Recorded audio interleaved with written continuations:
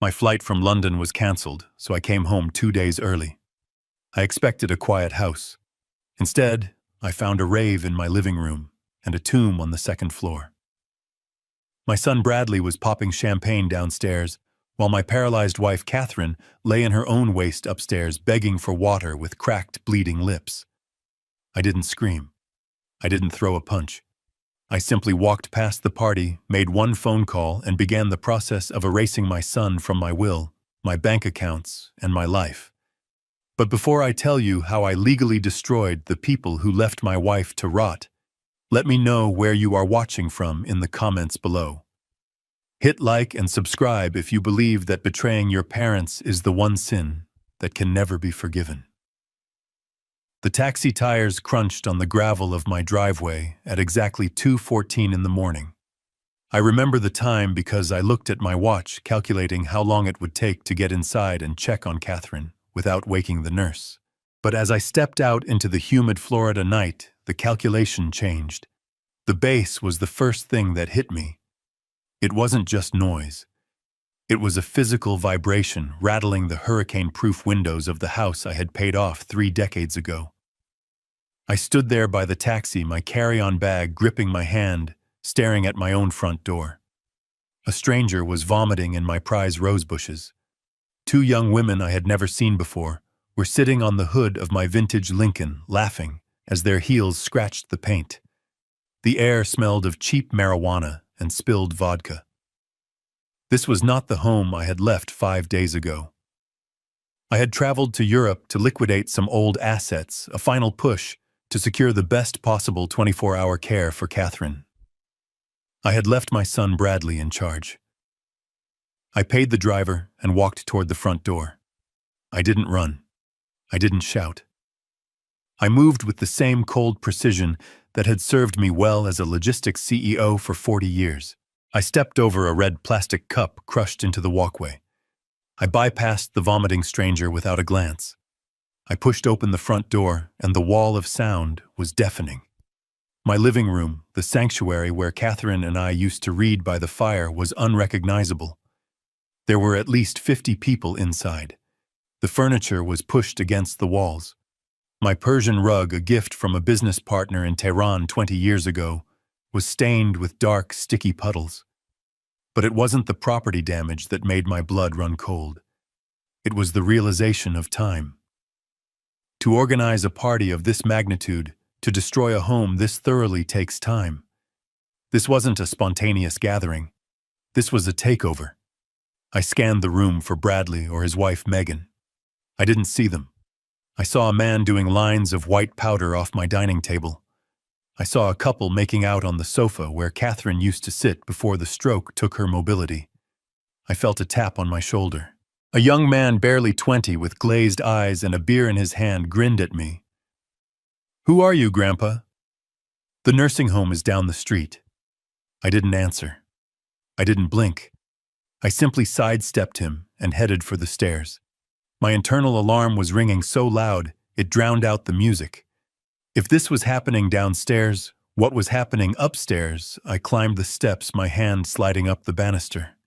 It felt sticky. The hallway on the second floor was darker, the music slightly muffled, but still thumping through the floorboards. I walked past my office. The door was closed. I walked past the guest room. I stopped in front of the master bedroom. Catherine's room. I reached for the handle. It was locked. Why was it locked? This was a room for a woman who could not move the left side of her body. A woman who could not speak more than guttural sounds. A woman who needed checking every 2 hours. Why was the door locked from the outside? I rattled the handle. Locked tight. I didn't hesitate. I stepped back and kicked the door right next to the lock. I am 71 years old, but adrenaline is a powerful fuel. The wood splintered on the second kick. The door swung open. The smell hit me before the sight.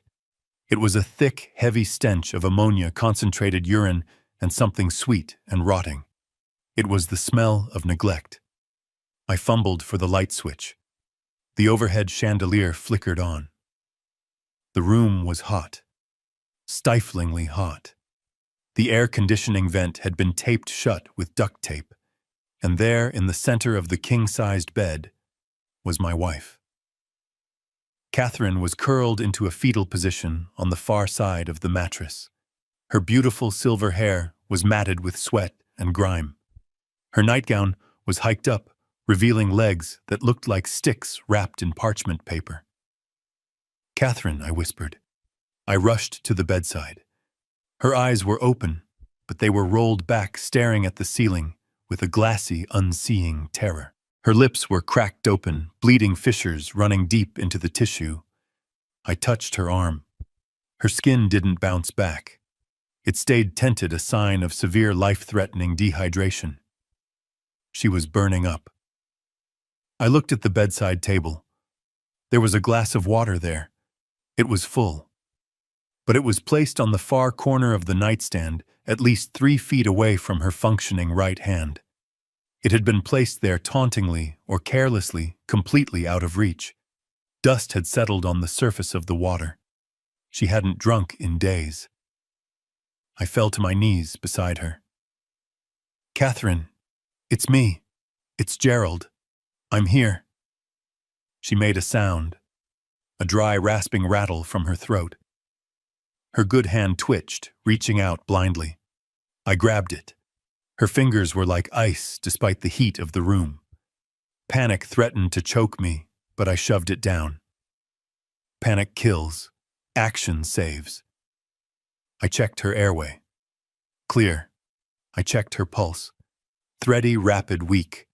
She was in hypovolemic shock. I pulled my phone from my pocket. My fingers were steady as I dialed 911. "What is your emergency? I need an ambulance immediately." 412. Oakwood Drive. 70-year-old female. Severe dehydration. Possible sepsis.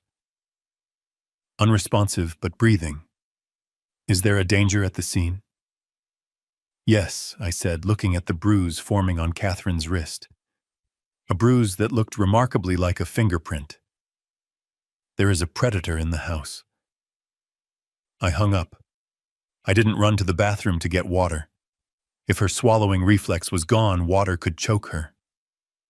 I found a sponge on the medical cart Megan kept in the corner. It was bone dry. I poured a little water from the dusty glass onto it and gently dabbed Catherine's cracked lips.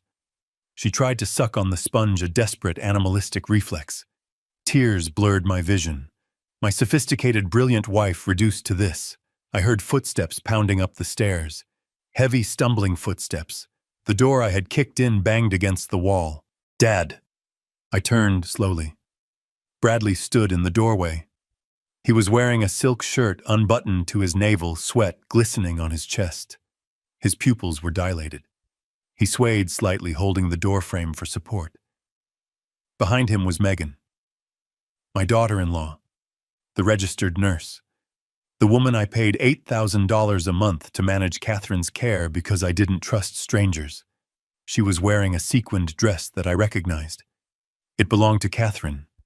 It was a dress from the 80s, vintage and expensive. She had raided my wife's closet. "What the hell are you doing here?" Bradley slurred, blinking rapidly. "You weren't supposed to be back until Thursday." I didn't stand up.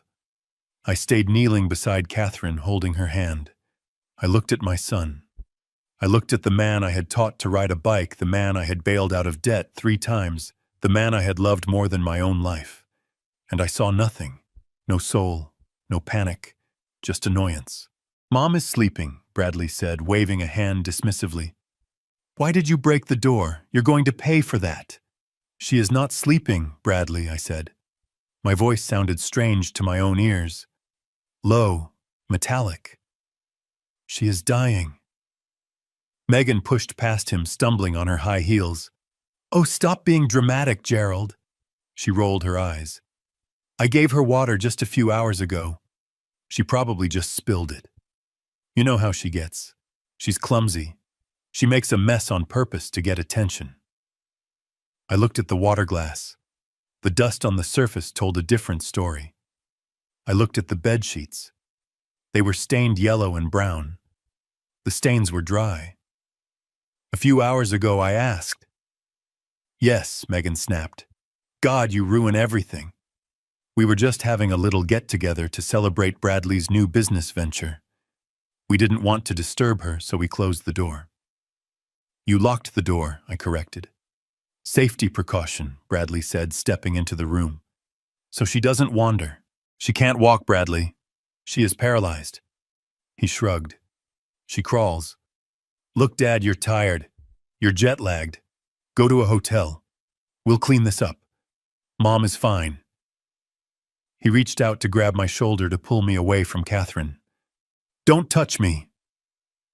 The command came out like a gunshot. Bradley flinched, pulling his hand back. I stood up then. I am 6'2". I have shrunk a little with age, but I still towered over my son. I looked him in the eye, and for the first time in his life he looked afraid. Not ashamed. Afraid. I pointed to the corner of the room up near the ceiling. What happened to the camera, Bradley? There was a small security camera mounted there. I had installed it 6 months ago, not because I didn't trust them, but so I could check on Catherine when I was at the grocery store. A piece of black electrical tape was pasted over the lens. Megan crossed her arms.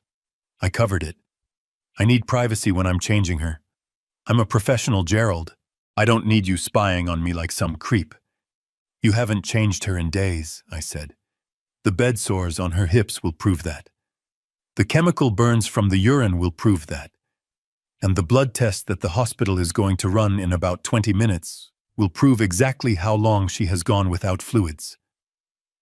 Hospital Bradley's face went pale. No. No hospital. Dad, listen. If you call an ambulance, they're going to ask questions. They're going to think we abused her. You did abuse her. No, we didn't. It's just a misunderstanding. If the police come, it's going to look bad for you too, Dad. You're the primary caregiver. You left her. You went to Europe. They'll say you abandoned her. I stared at him. He was threatening me. My wife was lying unconscious on the bed, and his first instinct was blackmail. Let them come, I said. Sirens wailed in the distance, getting louder. The music downstairs cut off abruptly. The partygoers were fleeing. Bradley ran to the window. The lights of the ambulance were flashing against the trees. You old fool, he hissed. He turned to me, his face twisting into a mask of pure ugliness.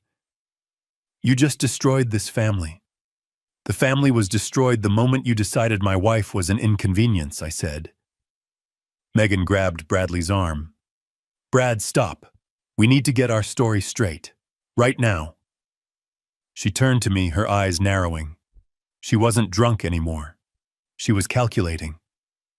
Listen to me, Gerald. I am a nurse. I know how to chart. I have documentation downstairs that says she was refusing fluids. I have notes that say she was being combative. If you push this, I will testify that you were the one who instructed us to withhold care. I will say you wanted her dead to marry a younger woman. Who are they going to believe, the grieving son and the registered nurse, or the husband who flew to Paris while his wife was sick? I looked at her. I realized then that I wasn't dealing with laziness or incompetence. I was dealing with malice. This wasn't an accident. This was a slow-motion murder. I didn't argue. I didn't defend myself. I knew that arguing with a liar only gives them time to refine their lies. Get out of my way, I said. The paramedics rushed up the stairs carrying the stretcher and the trauma bag. They pushed past Bradley and Megan as if they were furniture. Sir. What's the situation? The lead paramedic asked, kneeling beside Catherine. I found her like this 10 minutes ago, I said clearly. I have been away for 5 days. My son and his wife were the sole caregivers. She is unresponsive. The paramedic checked Catherine's vitals. His face tightened. We need to go, now. Her BP is 60/40. She's crashing. They lifted her onto the stretcher. Her head lolled to the side, limp. As they hurried her out of the room, I followed close behind. Bradley tried to block my path in the hallway. "Dad, wait. I can explain." I stopped. I leaned in close to his ear, smelling the stale champagne on his breath. "You have nothing to explain to me, Bradley.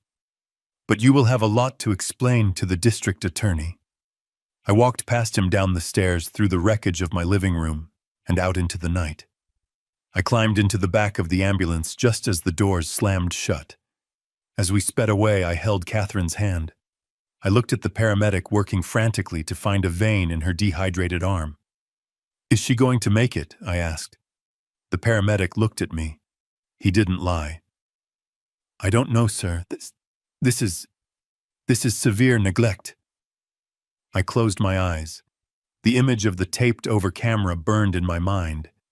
The image of the water glass just out of reach.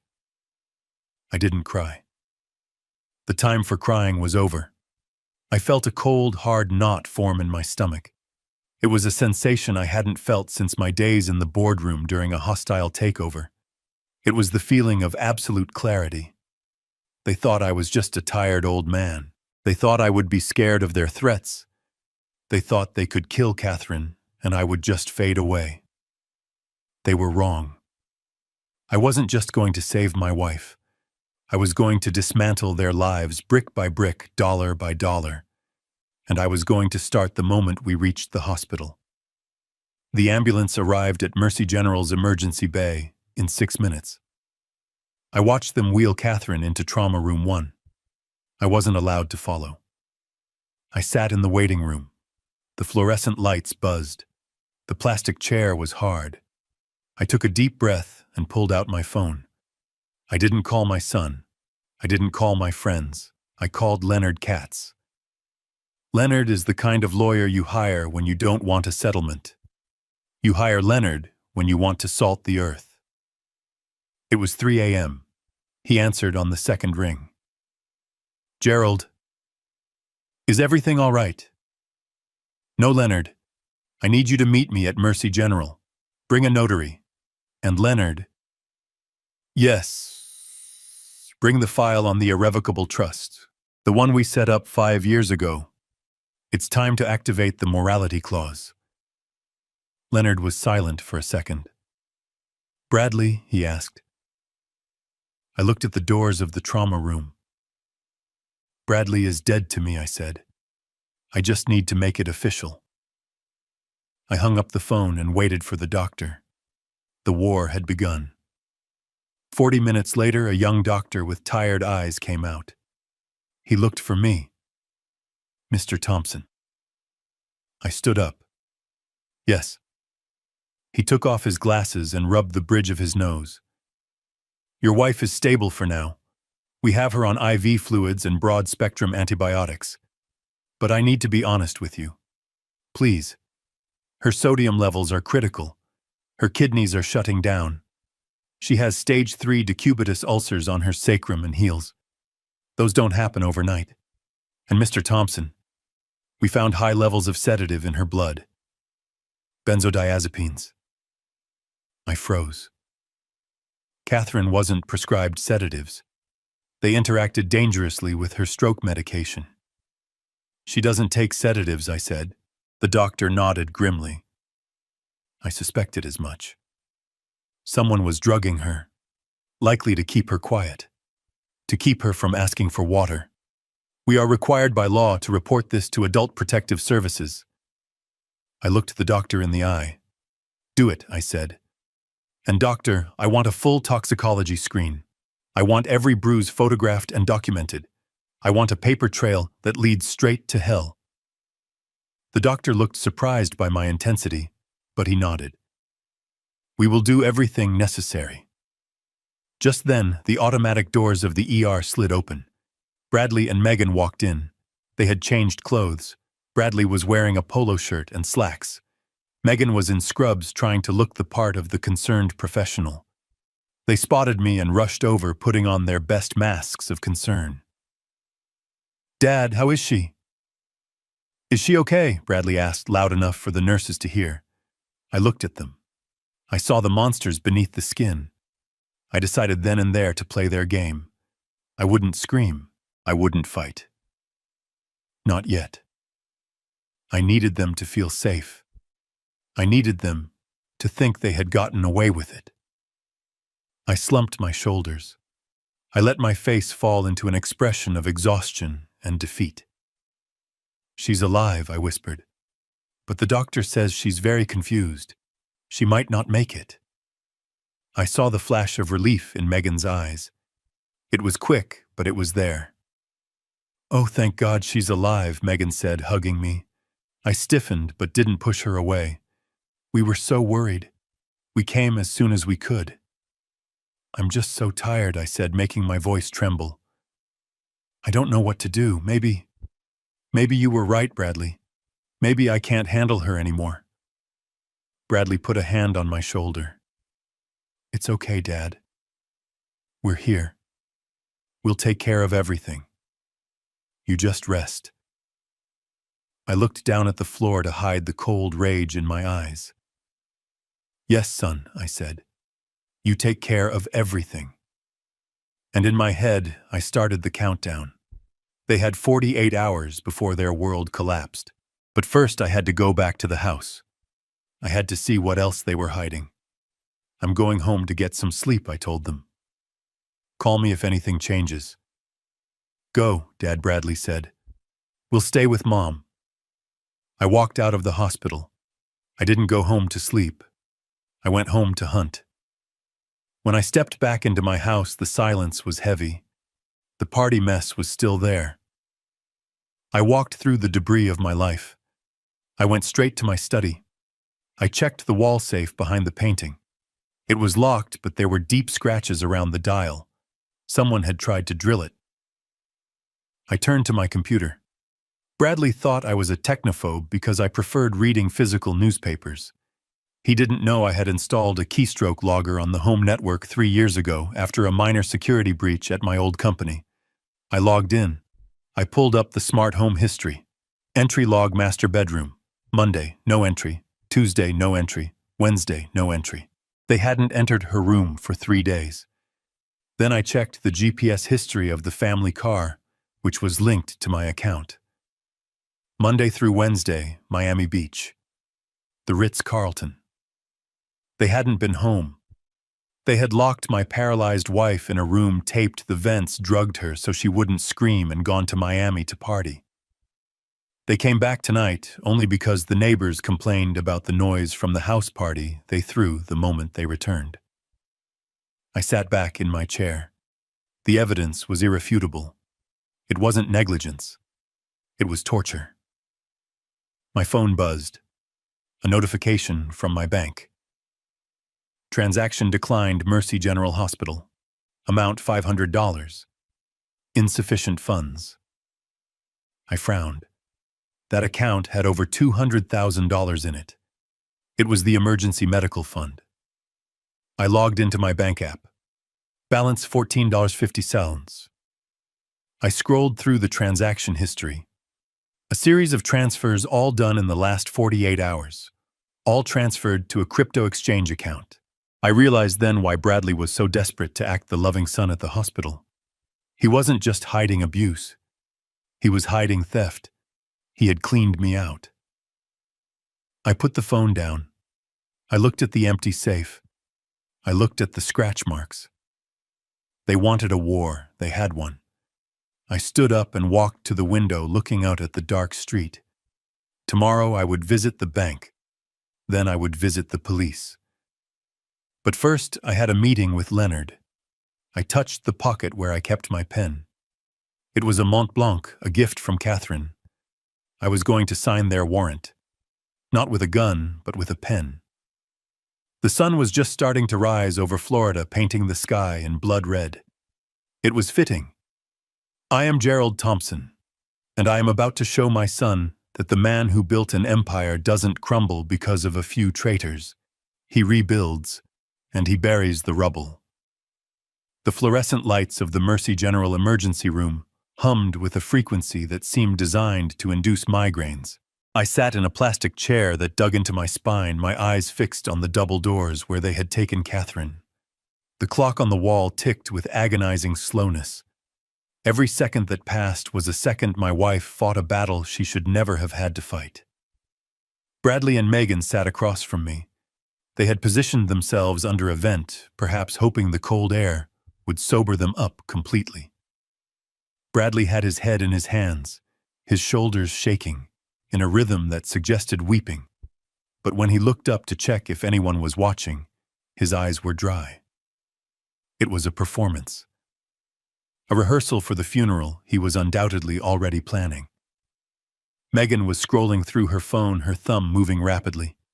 She was likely deleting photos from the party, scrubbing her social media, erasing the evidence of their joy while my wife lay dying. I did not speak to them. I did not look at them. I reached into my jacket pocket and felt the cold metal of my phone. I pressed the record button on the voice memo app. I did not take the phone out. I simply let it sit there, a silent witness in the darkness of my pocket. The double doors swung open. A doctor stepped out. He looked exhausted, his scrubs wrinkled, a stethoscope hanging loosely around his neck. This was Dr. Vance, the trauma specialist. He scanned the waiting room, his expression grim. He spotted us and walked over, his steps heavy. "Mr. Thompson," he said. His voice was flat, professional, but underneath it I heard the tightness of controlled anger. I stood up immediately.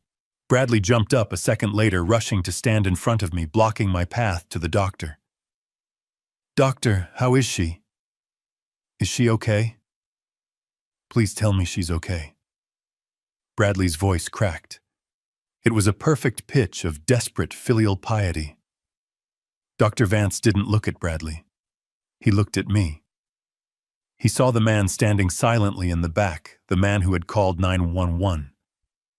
"She is critical," the doctor said.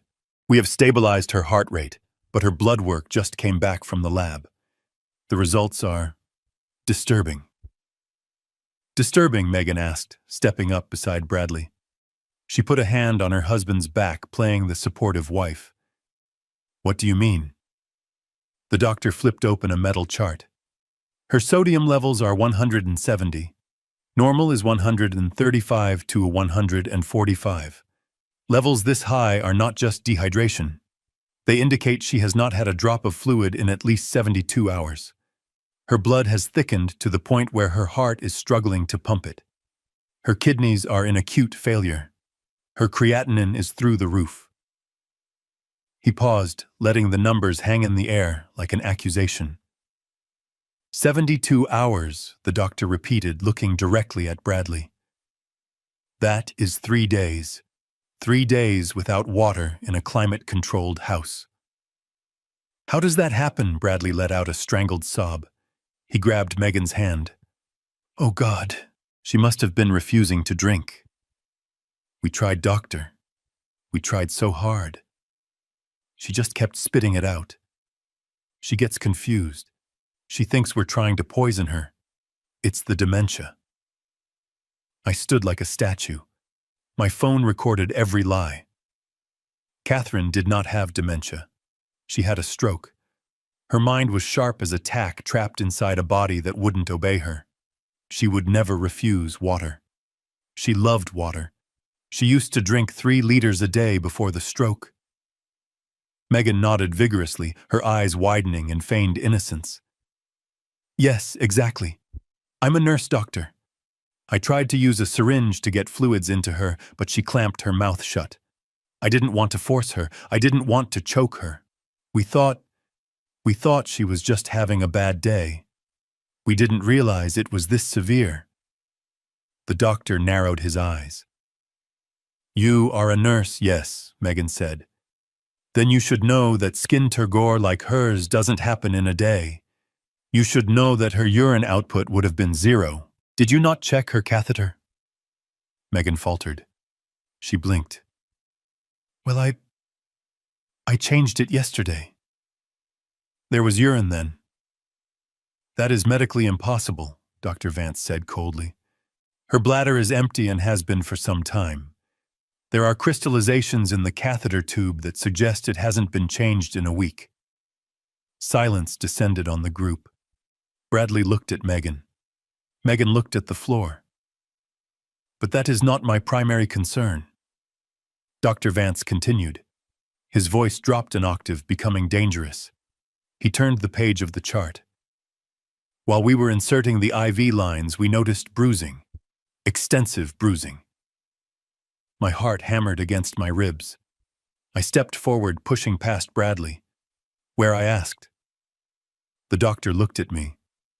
On her upper arms, and on her wrists. They are wraparound bruises, the kind that occur when someone is restrained, or held down with significant force.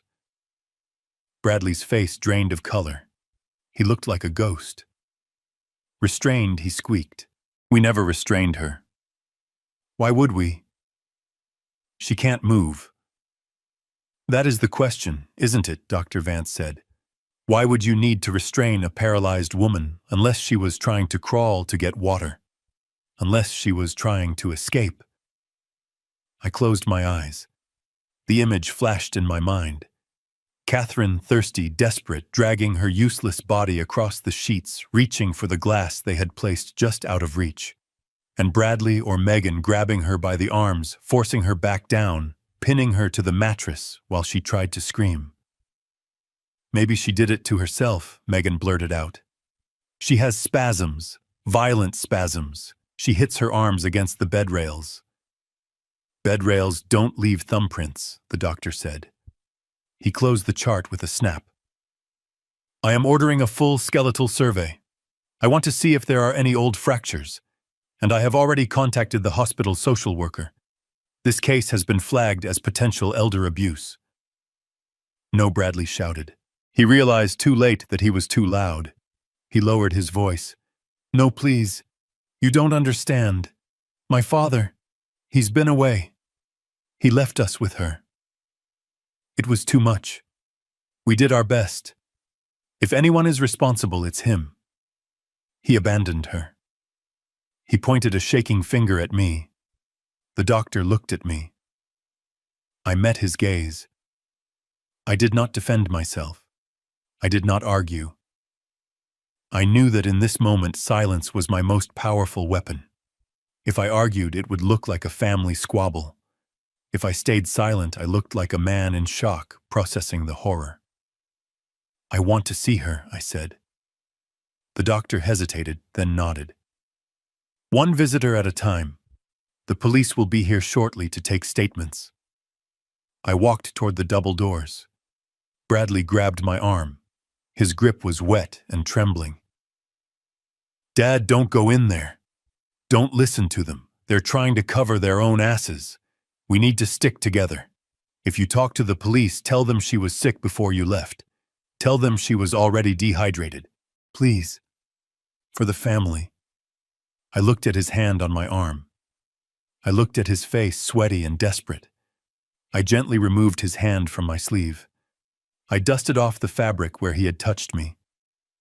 I am going to see my wife, Bradley. You should call a lawyer. I walked through the doors, leaving him standing in the hallway. The air inside the trauma unit was cold. Machines beeped in a rhythmic mechanical chorus. I found bed 3. Catherine looked small. Wires and tubes snaked out from under the thin hospital sheet. Her face was pale, almost gray. Her lips were coated in a thick layer of medical ointment. Her eyes were closed. I stood by the bedside. I looked at her wrists. The doctor was right. The bruises were dark purple, almost black. They were the shape of fingers. Large fingers. Male fingers. Bradley had held her down. I reached into my pocket and stopped the recording. I saved the file. I named it Evidence 1. I leaned down and kissed Catherine's forehead. Her skin was cool now, the fluids doing their work. I promise you, I whispered, they will never touch you again. I pulled a chair close to the bed and sat down. I watched the heart monitor. Beep, beep, beep. It was the only sound in the world. Outside in the hallway, I could hear Bradley arguing with Megan. Their voices were muffled, but the tone of panic was unmistakable. They were unraveling. I checked my watch. It was 4:15. a.m. The banks would open in 4 hours or so. The courthouse would open in 5. I had a lot of work to do. But first, I needed the police to arrive. I needed them to see the bruises. I needed them to hear the lies Bradley was spinning in the waiting room. I took out my phone again. I opened my banking app. I needed to see the damage. I needed to know exactly how much they had stolen while I was in the air over the Atlantic. The screen loaded. I stared at the numbers. The anger I felt wasn't hot anymore. It had frozen into something solid, something heavy and sharp. They hadn't just neglected her. They had tried to erase us. I looked at Catherine's face. Rest my love, I thought. The CEO is back in charge, and heads are about to roll. The doctor retreated behind the double doors, leaving a silence in the waiting room that felt heavier than the humid Florida air outside. For a moment, the only sound was the hum of the vending machine in the corner and the distant rhythmic squeak of a nurse's shoes on linoleum. I sat staring at my hands. They were steady.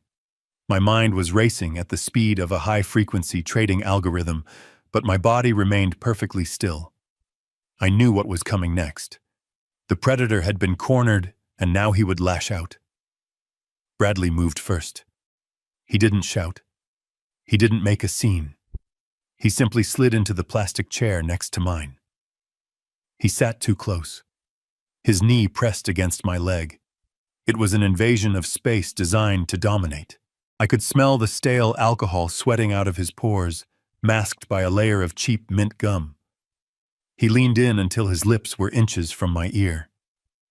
You need to listen to me very carefully, Dad, because your life depends on the next 5 minutes.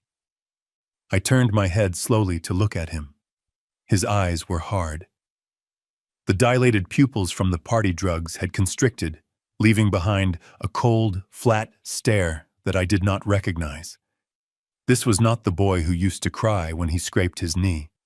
This was a man who had calculated the value of my wife's life and found it wanting. You are going to tell the police that Mom was sick before you left. You are going to tell them that you hired a private nurse who didn't show up. You are going to tell them that this is all a terrible administrative error. And if I don't? I asked softly. Bradley smiled. It was a terrifying expression devoid of any warmth. If you don't, then I tell them the truth about you. Or rather, the truth I will create. I will tell them about your memory lapses. I will tell them how you leave the stove on, how you get lost driving to the grocery store, how you sometimes forget who Mom is. I don't do any of those things I said. It doesn't matter what you do, Bradley whispered. It matters what we can prove. Megan is a registered nurse. Her word against yours. She has already started the documentation, Dad. She has charts dating back 6 months detailing your cognitive decline. She has notes about your aggression, about your paranoia. Megan stepped closer, looming over me. Her arms were crossed. Her face was a mask of professional concern, but her eyes were mocking. It's called the Baker Act, Gerald, she said, her voice low and clinical. In Florida, we can have you involuntarily committed for 72 hours if we believe you are a danger to yourself or others. Neglecting your paralyzed wife because of your dementia certainly qualifies as a danger. Imagine that. 3 days in a psychiatric hold, and while you are in there sedated and confused, we will file for emergency guardianship. I looked from one to the other. The trap was elegant in its cruelty. They had prepared for this. They weren't just reacting to my early arrival. They had a contingency plan to neutralize me if I ever became a problem. They would use the legal system designed to protect the elderly as a weapon to imprison me. They would paint me as the abuser and themselves as the heroic rescuers stepping in to save Catherine from her senile husband. Who is going to believe you? Bradley hissed. You are 71 years old. You just flew back from Europe. You are exhausted. You look crazy right now. Look at yourself. You kicked down a door. You are covered in sweat. You are ranting about cameras and water glasses. To the police, you look like a man having a breakdown. I felt a cold knot of rage tighten in my chest. I wanted to strangle him. I wanted to stand up and shout the truth to the entire hospital. But I looked at the security camera in the corner of the waiting room. If I lost my temper now, if I raised my voice or laid a hand on him, I would be giving them exactly what they needed. I would be the aggressive, senile old man they were describing. They wanted a victim. They wanted a confused, helpless old man who would sign whatever paper they put in front of him just to make the noise stop. So I gave them one. I let my shoulders slump. I let my hands start to tremble. I forced my breathing to become shallow and rapid. I looked down at the floor, letting my mouth hang open slightly. I channeled every ounce of fear and confusion I had felt in that room upstairs and projected it outward. I don't want to go to a home, I stammered, my voice cracking. Please, Bradley. Don't put me in a home. Bradley relaxed instantly. He sat back in his chair, the tension leaving his frame. He saw the surrender. He saw the weakness he had been counting on. He patted my knee with a condescending rhythm. Nobody wants to put you in a home, Dad, he said, his voice shifting back to the fake warmth of a loving son. We just want to help you, but you have to let us. You have to trust us. We are the only family you have left. I nodded slowly, wiping a hand across my eyes to hide the lack of tears. I'm just so tired, I whispered. I don't know what happened. I thought I left everything organized. Maybe I am getting confused. Exactly.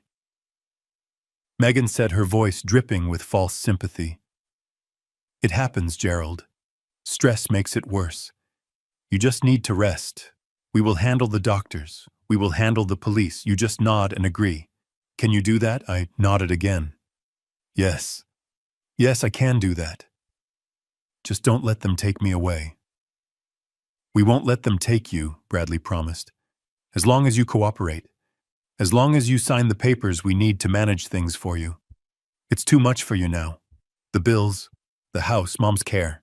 We'll take that burden off your shoulders. He stood up and offered me his hand. I looked at it.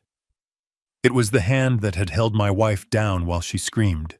It was the hand that had stolen my money. I took it. His grip was firm, victorious. Good, Bradley said. Now sit here. The police are coming. Let me do the talking.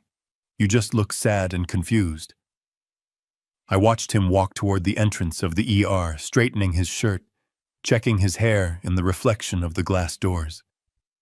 He looked confident. He looked like a man who had just closed the biggest deal of his life. He thought he had won. He thought he had broken me. He didn't know that the hand he had just shaken was the hand that would sign his warrant. He didn't know that by threatening to put me in a home, he had just given me the moral clearance to destroy him completely. He had shown me his hand.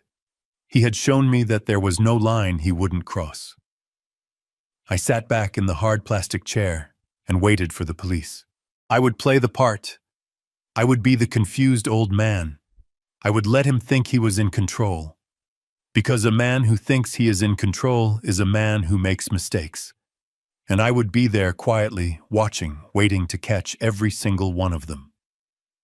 I stood on the front porch of my own home and listened to the silence.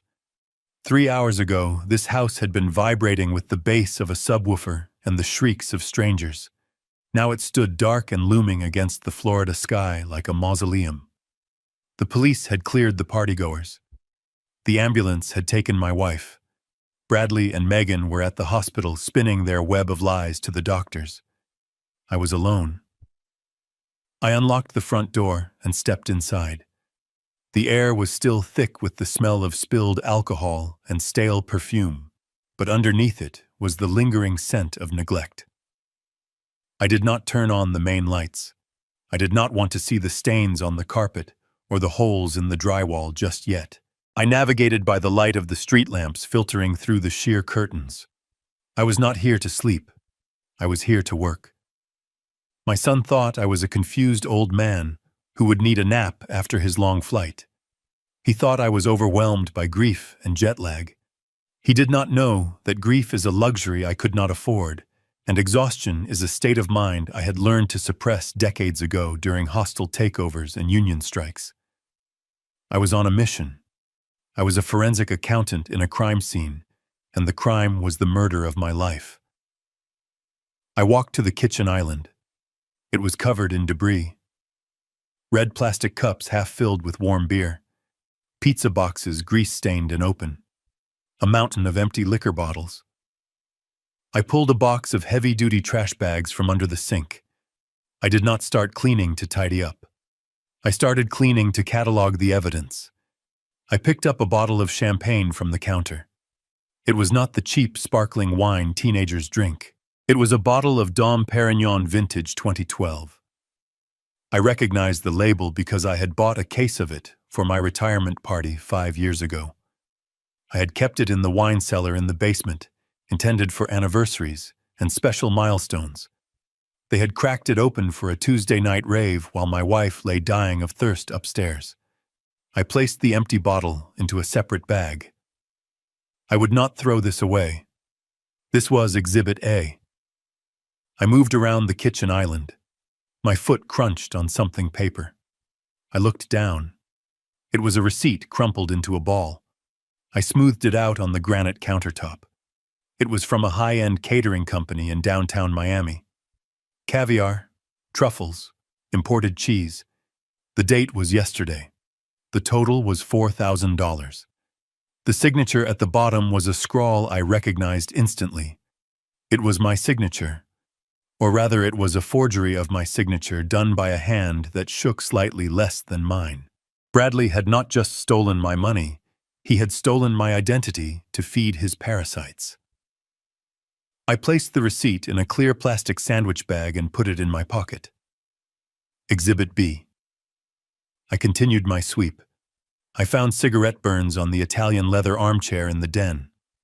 I found a shattered vase that Catherine had brought back from our honeymoon in Florence. It was swept into a corner hidden behind a potted plant.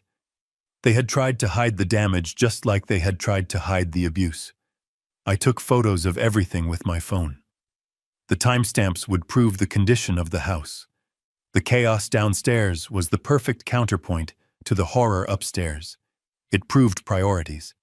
They had time to buy truffles. They had time to invite 50 people. They did not have time to pour a glass of water.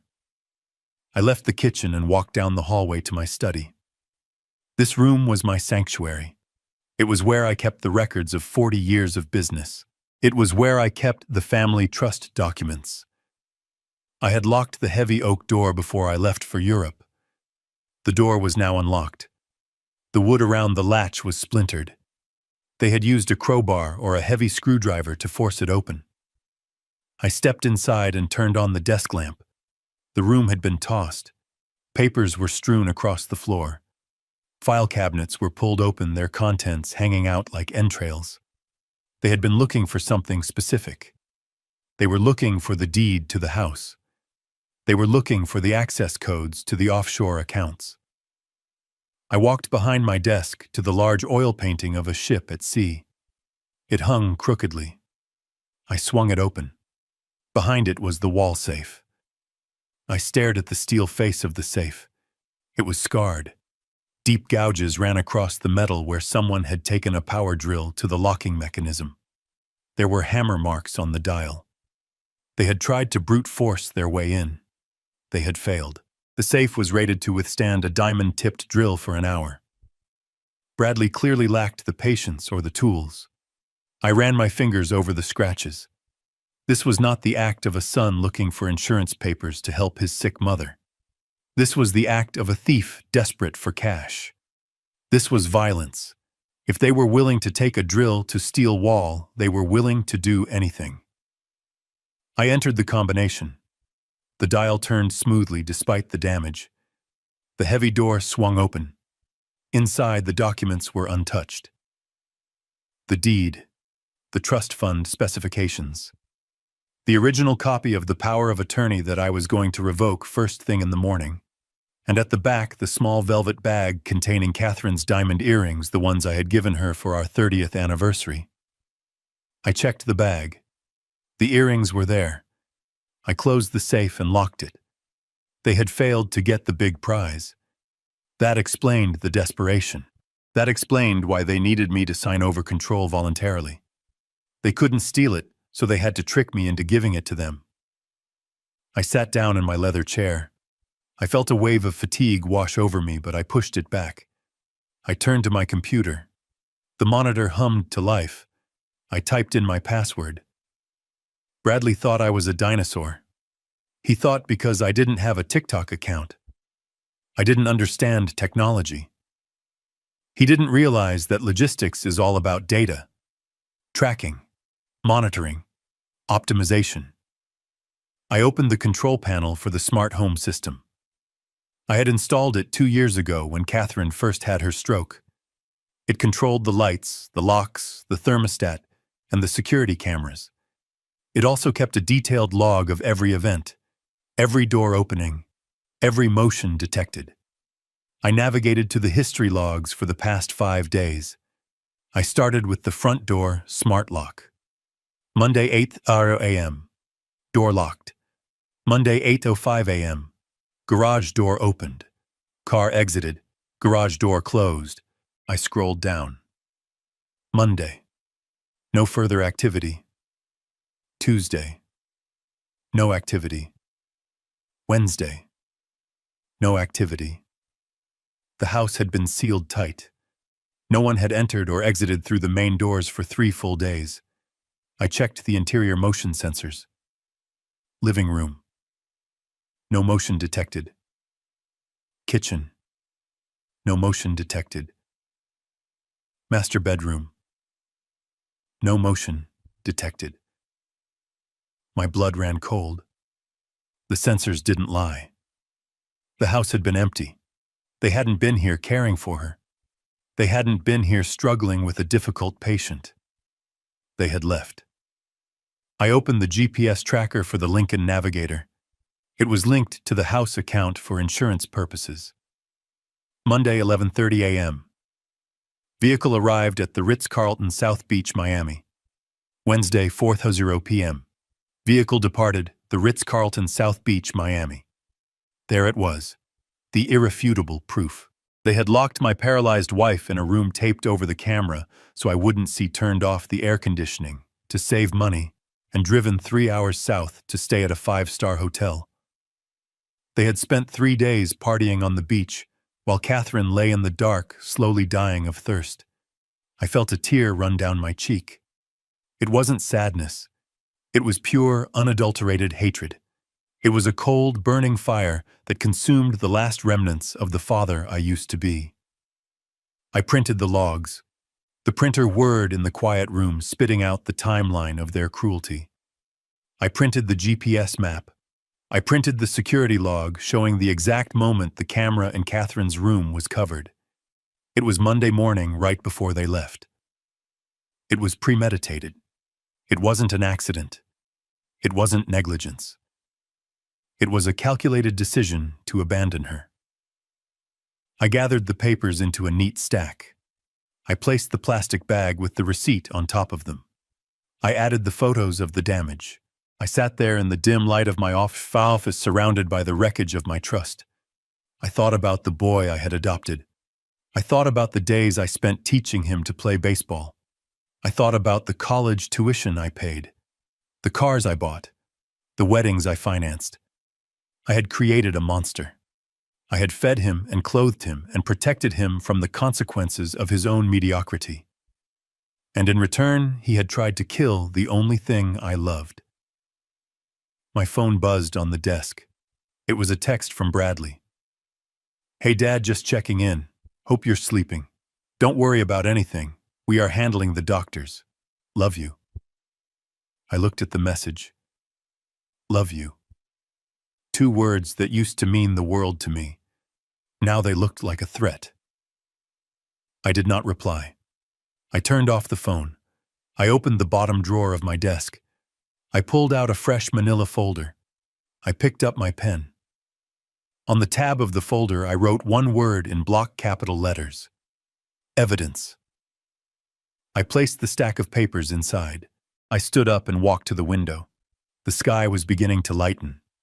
The birds were starting to sing, oblivious to the tragedy within these walls. I had the evidence. I had the motive. I had the means. Now I needed the executioner. I checked my watch. 6:00 a.m. Leonard would be waking up. The bank manager would be getting his coffee. The detective's shift change would be happening at the precinct. I went to the bathroom attached to my office. I splashed cold water on my face. I looked in the mirror. The man staring back at me was old. His eyes were rimmed with red. His skin was gray, but his jaw was set. I shaved. I dressed in a fresh suit. I tied my tie with precise mechanical movements. I polished my shoes. I was not going to look like a victim. I was going to look like a man in charge. I walked out of the house, leaving the mess exactly as it was. I wanted the police to see it. I wanted the jury to see it. I wanted the world to smell the stench of their party. I got into my second car, a small sedan I kept for errands. I backed out of the driveway. I took one last look at the window of Catherine's room. "Hold on, Katie," I whispered. "I'm coming for them." I put the car in drive and headed toward the city. The sun was rising, and with it the reckoning. The night of lies was over. The day of judgment had begun. I parked my sedan in the reserved lot of First National Bank. The sun was fully up now, casting long, hard shadows across the pavement. I needed coffee. My head was throbbing from the lack of sleep and the adrenaline crash. I walked into the small cafe next to the bank branch. I ordered a black coffee and a bagel. I didn't want to eat, but I knew I needed fuel. I reached into my wallet and pulled out my platinum debit card. It was a heavy card, the kind that usually commands respect. I tapped it on the reader. A sharp beep followed. The barista, a young girl with purple hair, looked at the screen and frowned. "It didn't go through," she said. I felt a flush of heat rise up my neck. "Try it again," I said. "It's a chip error." She inserted the chip. Another beep. Declined. Insufficient funds. There were people in line behind me. I could feel their eyes on my back. I was Gerald Thompson. I had been a captain of industry. I had tipped waiters with $100 bills, and now I couldn't buy a $3 coffee. I pulled out my backup credit card, the one with the $50,000 limit. Declined. I pulled out the emergency cash card I kept hidden in the lining of my wallet. Declined. I looked at the barista. She looked at me with pity. It was that look that broke me. Not anger. Pity. She thought I was just another broke old man living beyond his means. "It's on the house, sweetie," she said, sliding the coffee toward me. "Don't worry about it." I left the bagel. I took the coffee. I walked out of the shop with my head high, but inside I was burning. Bradley hadn't just stolen my money. He had stolen my dignity. He had reduced me to a charity case. I walked straight into the bank. The air conditioning was freezing. I walked past the teller's line and went straight to the glass office at the back. Mr. Henderson, the branch manager, looked up. He saw me and his face went pale. He stood up so fast his chair rolled back and hit the wall. "Mr. Thompson," he said, smoothing his tie. I didn't expect to see you." I walked in and closed the door behind me. I sat down. "Print them," I said. Mr. Henderson didn't ask what. He knew. He sat down and typed furiously. The printer in the corner whirred. He handed me a stack of papers. They were still warm. I looked at the balance on my primary checking account. 0. I looked at the savings account. 0. I looked at the investment liquidity account. Negative. Overdrawn. $214,000. Gone. In 48 hours.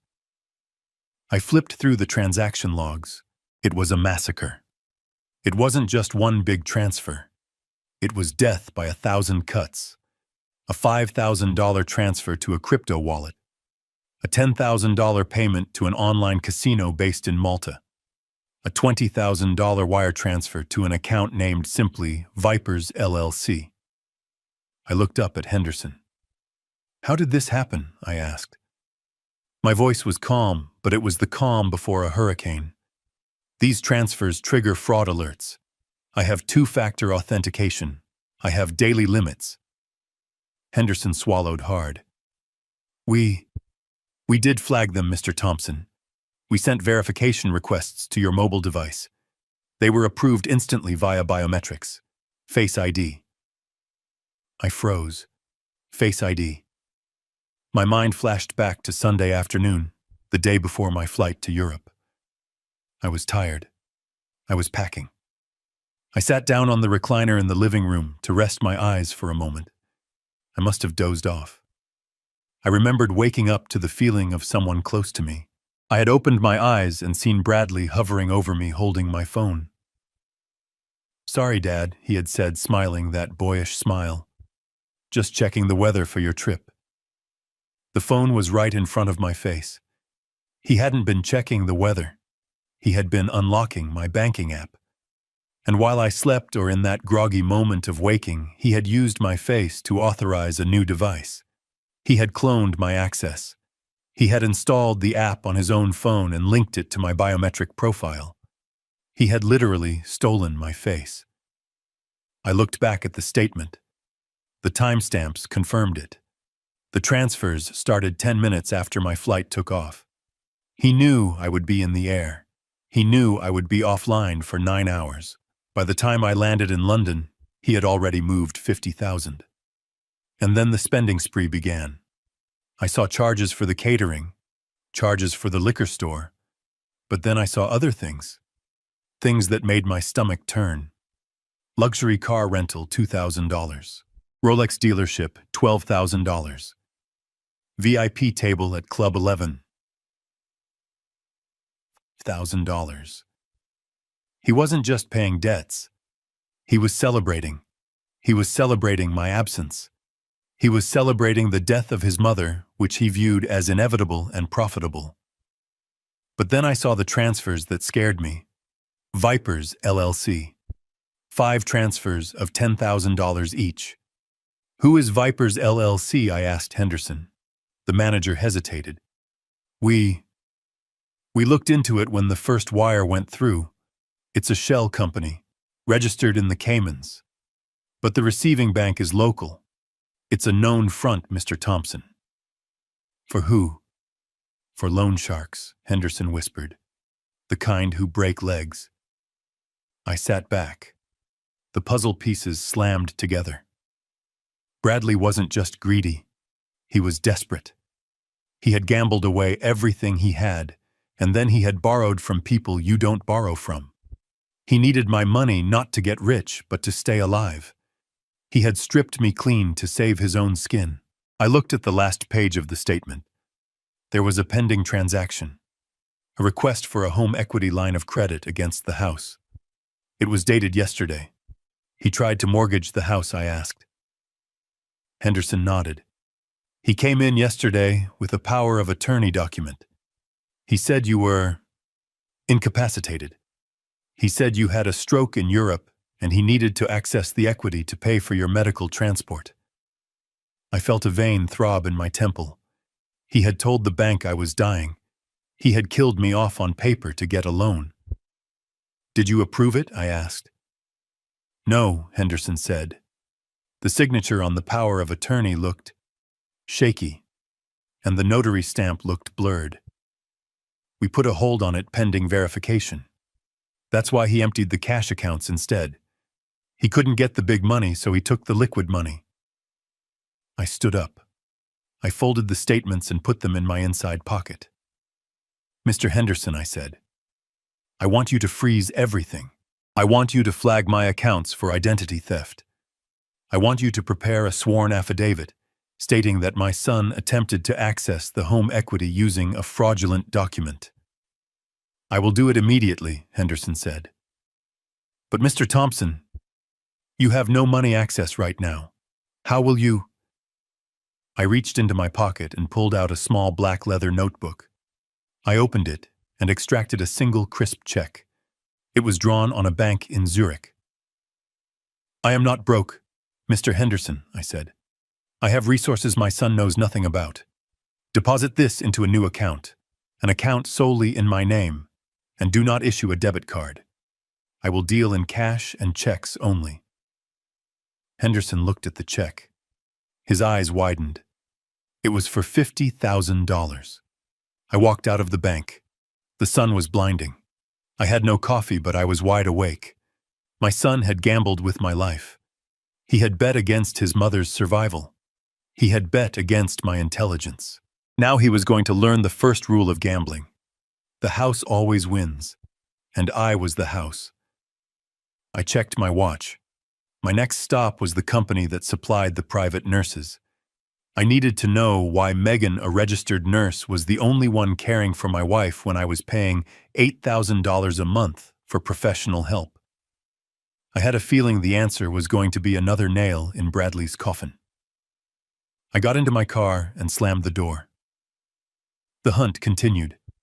I drove to the offices of Guardian Care with the air conditioning blasting against the sweat on my forehead. It was a nondescript brick building on the edge of the medical district, the kind of place that smelled of antiseptic and stale coffee. I had chosen them 2 years ago because they were the most expensive, the most reputable, and they promised a level of care that money usually could not buy. I paid them $8,000 a month to ensure that a certified nursing assistant was by my wife's side 12 hours a day, 7 days a week. I walked up to the reception desk. The woman behind the counter smiled warmly. "Can I help you, sir? I am Gerald Thompson," I said. "I am here to speak with the director regarding the care of Catherine Thompson." The smile faltered slightly. "One moment, Mr. Thompson." She typed something into her computer, frowned, and then picked up the phone. A moment later, a woman in a business suit came out. "Mr. Thompson, please come back. We haven't heard from you in quite some time." I followed her into a small office. I sat down. "I want to see the shift logs for the last 2 weeks," I said. "I want to know who was assigned to my house while I was traveling." The director looked confused. She folded her hands on the desk. "Mr. Thompson, I think there is a misunderstanding. We haven't had personnel at your residence in 6 months." The room seemed to tilt. 6 months. I stared at her. "What do you mean?" "Your daughter-in-law, Megan Thompson, called us in January. She stated that as a registered nurse, she would be taking over full-time care of Mrs. Thompson to save the family money. She canceled the contract effective immediately. We sent a confirmation letter to your home address." I never saw a letter. Because Bradley checked the mail. I felt a coldness spread through my chest that had nothing to do with the air conditioning. "She canceled the contract in January," I repeated. "Yes, sir. We were sorry to lose you as a client. We actually noted in the file that we were concerned about the level of care falling on a single family member, but Mrs. Thompson insisted. She said it was your decision." I stood up. I didn't scream. I didn't flip the desk. I simply nodded. "Thank you," I said. "Could you please print me a copy of that cancellation order and the call log recording that conversation?" "Of course." I walked out of the office 10 minutes later with a piece of paper that proved my daughter-in-law was not just lazy, she was a thief. I sat in my car and did the math. $8,000 a month. 6 months. $48,000. I had still been writing the checks every month. I wrote them to cash at Bradley's request because he said it was easier to pay the agency directly if he handled the administrative side. I had handed him $48,000 to pay for care that never happened. And where did that money go? I thought about the new designer handbags I had seen Megan carrying. I thought about the spa weekends she claimed she won in contests. I thought about the brand new car she was driving, which she said was a lease special. They had monetized my wife's suffering. Every hour Catherine lay alone in her own filth was $1 in Megan's pocket. They had turned neglect into a profit margin. But I needed more than a canceled contract. A canceled contract was fraud. I needed proof of what happened inside that room during those 6 months. I needed to see the quality of care Megan claimed she was providing. I drove to a quiet park and opened my laptop. I connected to the cloud server where my home security data was stored. Bradley and Megan knew about the camera in the master bedroom. They had taped over it on Monday before leaving for Miami. But they were sloppy. They assumed the camera only recorded what it saw. They forgot that modern security cameras also record audio. And they forgot that I had installed a second, smaller camera inside the smoke detector 2 years ago, a backup system battery-operated and completely independent of the main network. I had never checked the backup camera because I trusted them. I had been a fool. I logged into the backup system. It took a long time to load. The files were heavy. I scrolled back to January, to the week the professional nurses were fired. I found a video file dated January 15th. The timestamp was 10:00 a.m. I clicked play. The angle was high, looking down from the ceiling. The room was bright. Catherine was in bed, looking much healthier than she did now. Megan walked into the room. She wasn't wearing scrubs. She was wearing jeans and a t-shirt. She was holding a bowl of oatmeal. She walked to the side of the bed. She didn't say good morning. She didn't smile. "Open up," she said. Her voice was flat, bored. Catherine made a small sound. She tried to move her head. Megan sighed loudly. "I don't have all day, Catherine. Eat it!" She shoved the spoon into Catherine's mouth. It was too fast. Catherine choked, coughing oatmeal spilling down her chin onto the sheets. "Look at this mess," Megan snapped. She grabbed a towel and scrubbed Catherine's face hard. "Rough." Catherine winced, her eyes filling with tears. "You are such a burden," Megan said. "Do you know that you are a useless weight? Why don't you just let go? It would be easier for everyone. Especially Bradley. He's waiting for the money, you know. We all are." I watched my hand gripping the edge of the laptop so hard, my knuckles turned white. Megan finished feeding her, scraping the bowl with aggressive strokes. Then she did something that made me stop breathing. She leaned down close to Catherine's face. "If you tell Gerald I was mean to you," she whispered, "I will leave you in the dark all day. I will turn off the TV. I will close the blinds, and no one will hear you scream. Do you understand?" Catherine blinked rapidly, tears rolling down her temples into her hair. Megan smiled. "Good girl." She walked out of the room and slammed the door. I sat in my car, staring at the screen.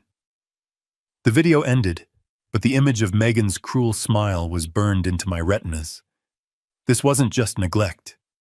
This was active, sadistic abuse. She enjoyed it. She enjoyed the power she had over a helpless woman. She enjoyed tormenting the mother who had welcomed her into the family. I fast-forwarded through the months. It was a catalog of horrors. February, Megan ignoring Catherine's cries for help while she talked on the phone for an hour, laughing with a friend. March, Megan changing Catherine's diaper with such roughness that I saw my wife grimace in agony. I saw Megan slap Catherine's leg when she spasmed. "Stop moving, you twitchy witch," she had said. April, Bradley coming into the room. He stood at the foot of the bed staring at his mother. He didn't say hello. He just looked at her like she was a piece of furniture that was taking up too much space. "Still breathing," he muttered. Then he walked out. I watched until I couldn't watch anymore. I had seen enough. I had thousands of hours of footage. I had the evidence to put them away for a very long time. But the most damning clip was from 3 days ago, Monday morning. The camera angle showed Bradley standing on a chair, putting the black tape over the main camera lens. "That should do it," he said. Megan was standing by the door holding her suitcase. Did you give her the sedative? Bradley asked. Double dose, Megan replied. She'll be out for 12 hours. By the time she wakes up, she'll be too weak to make noise. And the water? I left a glass. If she wants it, she can crawl for it. It's not my problem if she's thirsty. They laughed. They actually laughed. Then they turned off the lights, walked out, and locked the door. The sound of the lock clicking shut echoed through the recording. I closed the laptop. I carefully placed it in its case. I felt a strange sense of calm settle over me. It was the calm of a man who knows exactly what he has to do. Megan wasn't a nurse. She was a monster in scrubs. She had used her medical knowledge not to heal, but to hide the evidence of her cruelty. She knew exactly how much sedative to give to avoid an overdose but ensure silence. She knew how to cause pain without leaving marks visible to the untrained eye. But she had forgotten the one rule of the digital age. Someone is always watching. I started the car. I had the financial records. I had the medical report. And now I had the video evidence of torture. There was only one piece left: the legal trap. I needed to sign that guardianship paper. I needed them to think they had won. I needed them to throw that party so I could play this video on the biggest screen in the house. I drove toward the nursing home facility where Leonard had arranged a temporary room for me to rest and meet him. I wasn't going to sleep. I was going to edit a movie, and the premiere was going to be the end of my son's life. I sat in the sterile guest room of the assisted living facility Leonard had arranged for me. It was a safe house masquerading as a nursing home. The walls were beige, the air smelled of lavender disinfectant, and the door locked from the inside. I was safe here, but I wasn't hiding. I was waiting. I checked my watch. It was 2 p.m. Right on schedule, my phone buzzed. It was the front desk. Mr. Thompson, your son is here. He has a gentleman with him. They say it is an urgent legal matter. Send them up, I said. I put my phone on the table, face down, recording. I sat in the armchair and let my posture collapse. I allowed my mouth to slacken slightly. I stared at a spot on the carpet, as if I were trying to remember a math equation I had forgotten decades ago. I needed to look like a man whose hard drive was crashing. There was a knock, and before I could answer, the door pushed open. Bradley walked in. He looked energized, manic almost. The dark circles under his eyes were still there, but they were masked by the high of imminent victory. Behind him walked a man who looked like he had been squeezed out of a tube of cheap hair gel. He wore a suit that was too shiny and a tie that was too wide. He carried a leather briefcase that looked scuffed at the corners. Dad, Bradley said, his voice booming in the small room. Good, you're up. I brought someone to help us sort this mess out. This is Mr. Salinger. He's a specialist in elder law. Mr. Salinger stepped forward and extended a hand that felt damp. An honor, Mr. Thompson. Your son has told me so much about you. We are just here to make sure you are protected. I looked at Salinger. I knew his type. He wasn't a specialist. He was a bottom feeder. He was the kind of lawyer who chased ambulances and drafted wills for people who didn't know they were signing them. He was exactly who I expected Bradley to find on short notice. Protected from what I asked, keeping my voice thin and raspy. From everything Gerald Bradley said sitting on the edge of the bed. From the stress, from the bills. Look, we know you're struggling. The incident with Mom. It showed us that you can't handle the day-to-day anymore. And that's okay. You worked hard. You deserve to rest. Salinger clicked open his briefcase. He pulled out a thick document stapled in blue legal backing. He placed it on the small round table in front of me. This is a standard durable power of attorney and a guardianship transfer, Salinger said, tapping the paper with a pen that looked like a fake Mont Blanc. It simply allows Bradley to handle the bank accounts, the medical decisions, and the property management. It stops the state from stepping in. You don't want the state involved, do you, Gerald? They put people in state facilities, terrible places. The threat was subtle, but it was there. Sign this or rot in a state ward. I picked up the document. My hand trembled. It wasn't Parkinson's. It was rage vibrating through my skeletal structure. I pretended to read it. It was a hatchet job.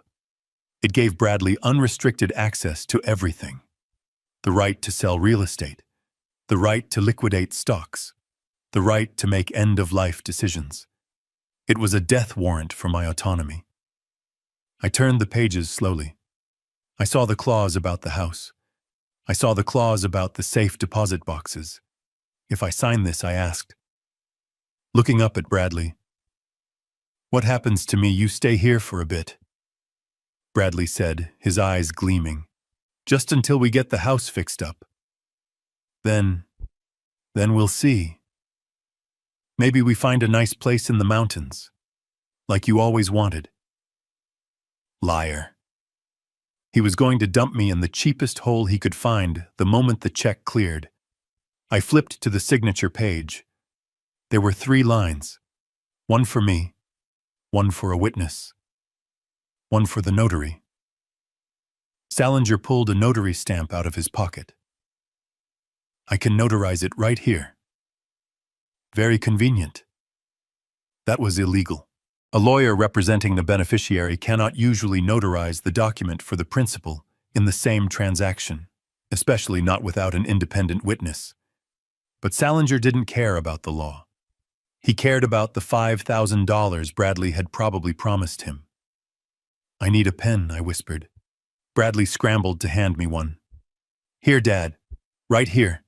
Just sign where the sticky note is. I held the pen over the paper. I hesitated. I looked at Bradley. You promise you'll take care of Mom? I asked. Bradley nodded vigorously. Of course. She's my priority. We're going to get her the best specialists money can buy. Once we access the accounts, we can transfer her to a private clinic. He was lying to my face about the woman he had tortured. It took every ounce of my discipline not to drive the pen into his neck. Instead, I lowered the tip to the paper. I knew something Bradley didn't know. I knew something Salinger should have checked, but didn't because he was sloppy. My legal name. The name on the deed to the house, the name on the original trust documents, and the name on my passport was Gerald Patrick Thompson. My signature on file with every bank since 1980 was a complex looping script that spelled out G. Patrick Thompson. But on this document, Salinger had typed my name simply as Gerald Thompson. If I signed it with my usual legal signature, it would create a discrepancy. But if I signed it exactly as he had typed it, Gerald Thompson, in a shaky, unpracticed hand, it would be even better. It would be a signature that matched no known exemplar in my banking history. It would be a signature that looked nothing like the man who authorized millions in trades. And crucially, I was going to make one specific fatal error. I pressed the pen to the paper. I signed Gerald. Then I stopped. I lifted the pen. I skipped the middle name entirely. I signed Thompson. And then right at the end, where the date line was, I wrote the wrong year. I wrote 2023 instead of 2024. A document with a mismatched signature name and an incorrect date signed under duress without an independent witness. It wasn't a legal document. It was toilet paper. But to them, it looked like victory. I sat back, dropping the pen. There, I said. I'm tired now. Bradley snatched the paper. He stared at the signature. He didn't check the date. He didn't check the spelling. He just saw the ink. He grinned. He looked at Salinger, who stamped it with a heavy thud. Done, Salinger said. Congratulations, Mr. Thompson. You've made the right choice. Bradley stood up. He looked taller. He looked like he owned the world. He put the document in his jacket pocket. "You rest, Dad," he said. "We have a lot of work to do. In fact, listen, I'm having a few people over to the house tonight. Just close friends. To celebrate. You know the new arrangement. A sort of housewarming. Since I'll be managing the estate now." He was throwing a party. He was inviting the Sharks. He was going to show them the paper and promise them they would be paid in the morning. "You should come, Dad," Bradley said, a cruel glint in his eye. "It might be nice for you to see everyone. Say goodbye to the house properly." He wanted to parade me. He wanted to show his creditors that the old lion was toothless and leashed. I looked at him. I saw the trap he had just laid for himself. He was gathering all his enemies and all his victims in one room. "I think I will come," I said. "I would like to make a toast. To the future." Bradley laughed. It was a barking, ugly sound. "Sure, Dad. You can make a toast. Just don't ramble." They left the room. I heard them high-fiving in the hallway. I waited until their footsteps faded. Then I picked up my phone. I stopped the recording. I dialed Leonard. "He signed it?" Leonard asked. "He thinks I did," I replied. "He's holding a celebration tonight. Everyone will be there. The loan sharks, the enablers, Megan." "Is the presentation ready?" Leonard asked. "It is," I said. "Leonard, bring the police to the perimeter at 8:30. But tell them to wait for my signal. I want Bradley to make his speech first. I want him to hold that paper up in the air. I want him to feel the weight of the crown before I chop off his head." "Understood," Leonard said. "See you tonight, Gerald." I stood up and walked to the closet. I had one suit left. It was a charcoal gray three-piece. It was the suit I wore when I fired people. I began to dress. I adjusted my cufflinks. I tightened my tie. My son thought he had just inherited a kingdom. He didn't realize he had just signed an admission of guilt. He had invited the devil to dinner, and he didn't know that the devil was his father. Tonight, the music would stop, and the only thing playing would be my video. The house was blazing with light. It stood out against the dark suburban street like a lighthouse warning ships of jagged rocks. I parked my sedan 2 houses down behind a row of black SUVs that were parked on the grass. These were not the cars of college students or suburban neighbors. These were vehicles with tinted windows and reinforced bumpers. They were the cars of men who collected debts. I adjusted my tie in the rearview mirror. The charcoal suit fit me perfectly, a reminder of the man I used to be before I became a caregiver and a victim. I checked my pocket. The USB drive containing the video evidence was there. I checked my other pocket. The remote control for the home media system was there. I stepped out into the humid night air. I didn't walk with the shuffle Bradley expected. I walked with the stride of a CEO entering a board meeting to fire the entire executive team. The front door was open. The music tonight wasn't the thumping bass of a rave. It was smooth jazz playing at a volume that allowed for conversation, but covered the sound of threats. The air didn't smell like cheap pot anymore. It smelled of expensive cigars and heavy cologne. I walked into the foyer. The crowd was smaller than the previous night, perhaps 30 people. But the density of danger was significantly higher. Bradley was standing in the center of the living room under the chandelier. He was holding a crystal tumbler of my best scotch.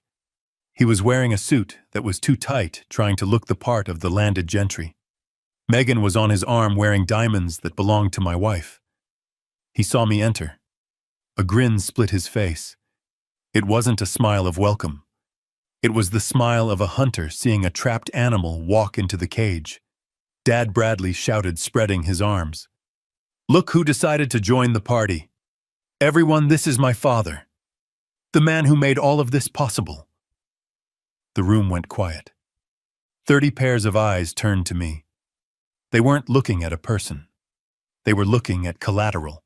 They were assessing my health, calculating how long I would last, estimating how quickly my assets could be liquidated to pay Bradley's gambling debts.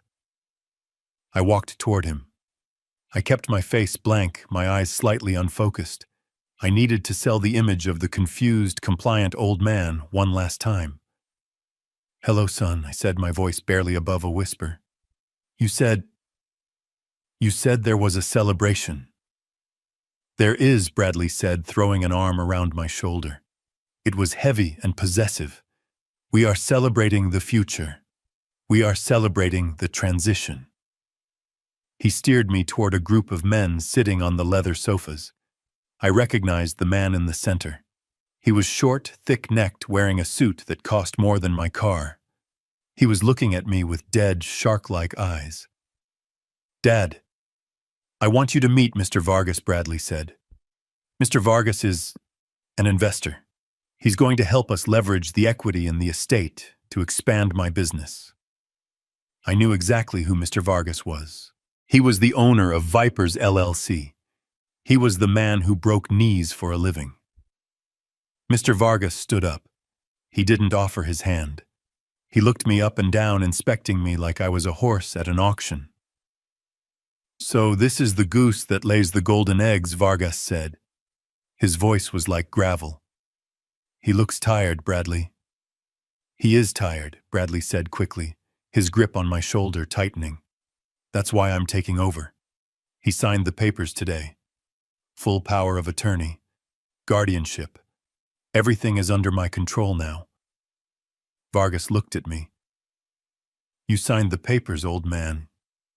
I nodded slowly. "I signed them."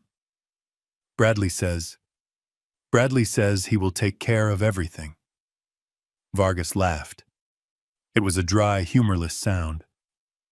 "I bet he will." "Well, Bradley, as long as the paperwork is solid, our business can proceed. But I want to see the deed transfer by Monday morning." "Monday morning," Bradley promised. "First thing." He guided me away from the sharks toward the kitchen. He poured me a glass of tap water. He didn't offer me the scotch. "Here, Dad. Hydrate. We don't want you passing out before the toast." He leaned in close, his breath hot against my ear. "Don't speak unless spoken to," he hissed. "These are serious people. Do not embarrass me. You just stand there and look grateful. If you mess this up, the nursing home I find for you will be one of those places that smells like bleach and death."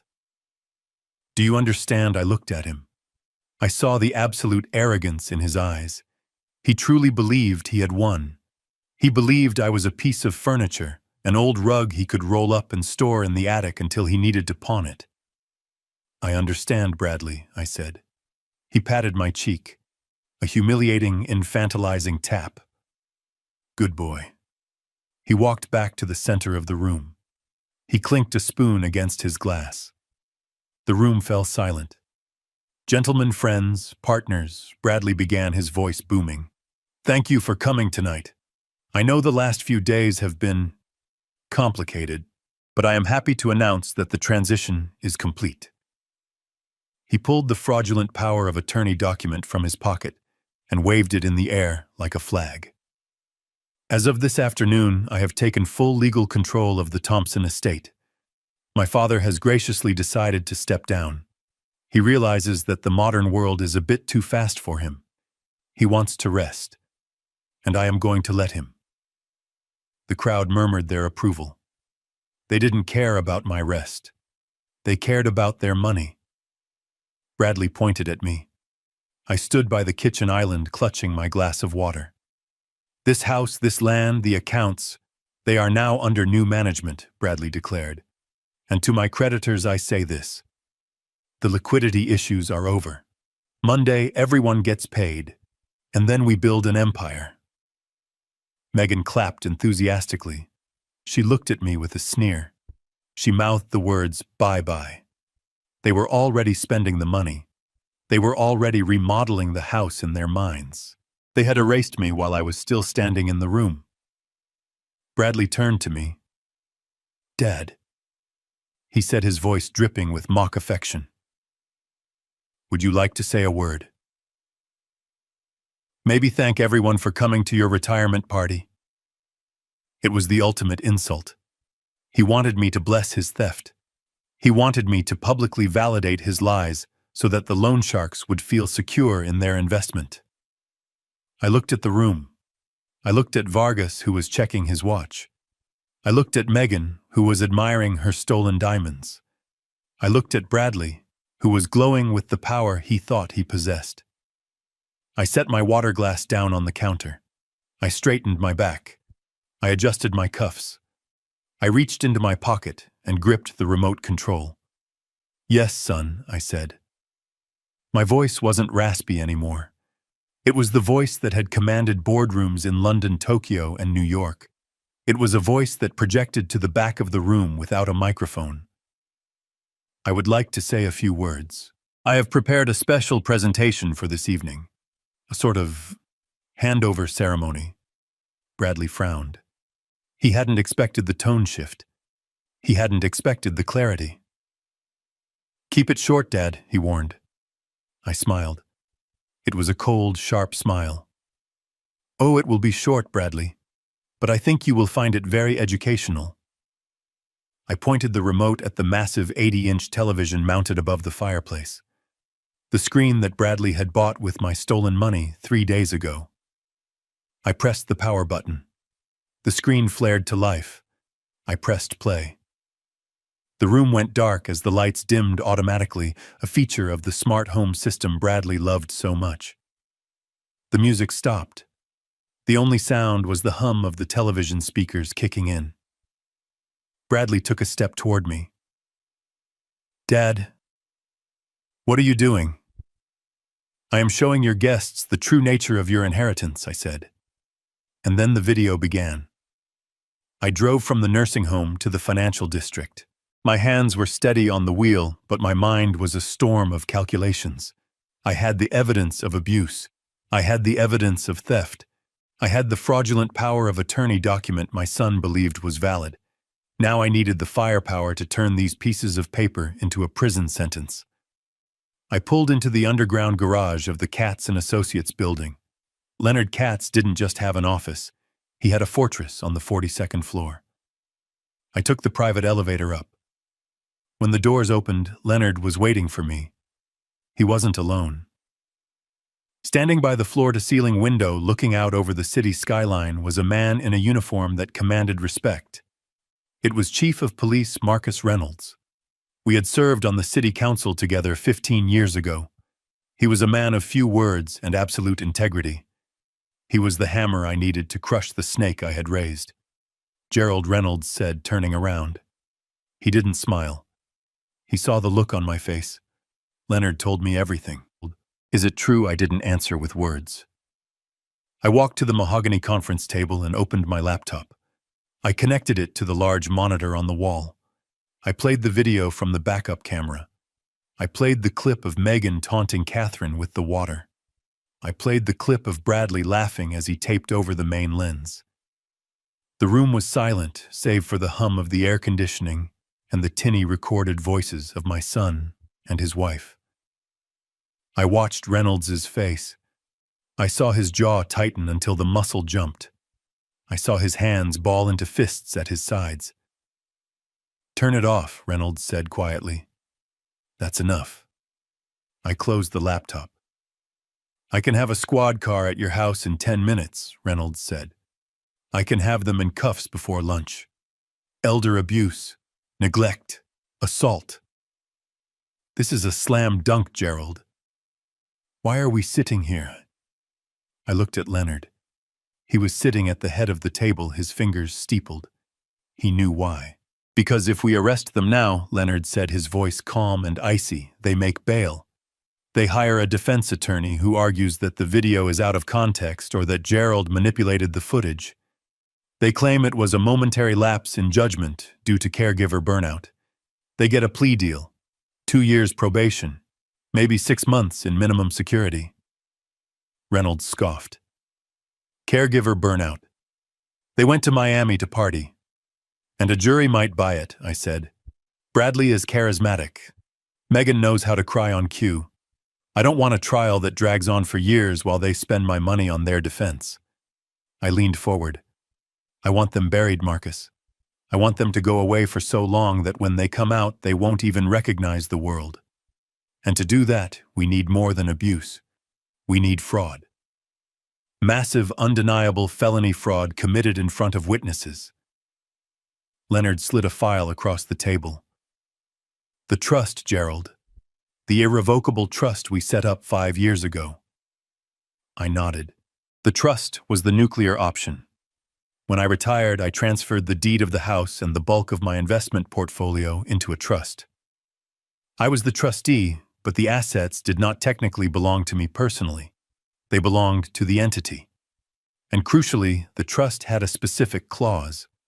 If any beneficiary attempted to encumber mortgage or sell trust assets using fraudulent means, or if they were found to be involved in criminal activity related to the estate, they were automatically disinherited. Zero, nothing. Bradley thinks he owns the house now, I said. He thinks that power of attorney document gives him the right to leverage the property to pay off his loan sharks. Exactly, Leonard said. And tonight at this party he intends to announce that ownership. He intends to hand over the deed or a promise of the deed to Mr. Vargas.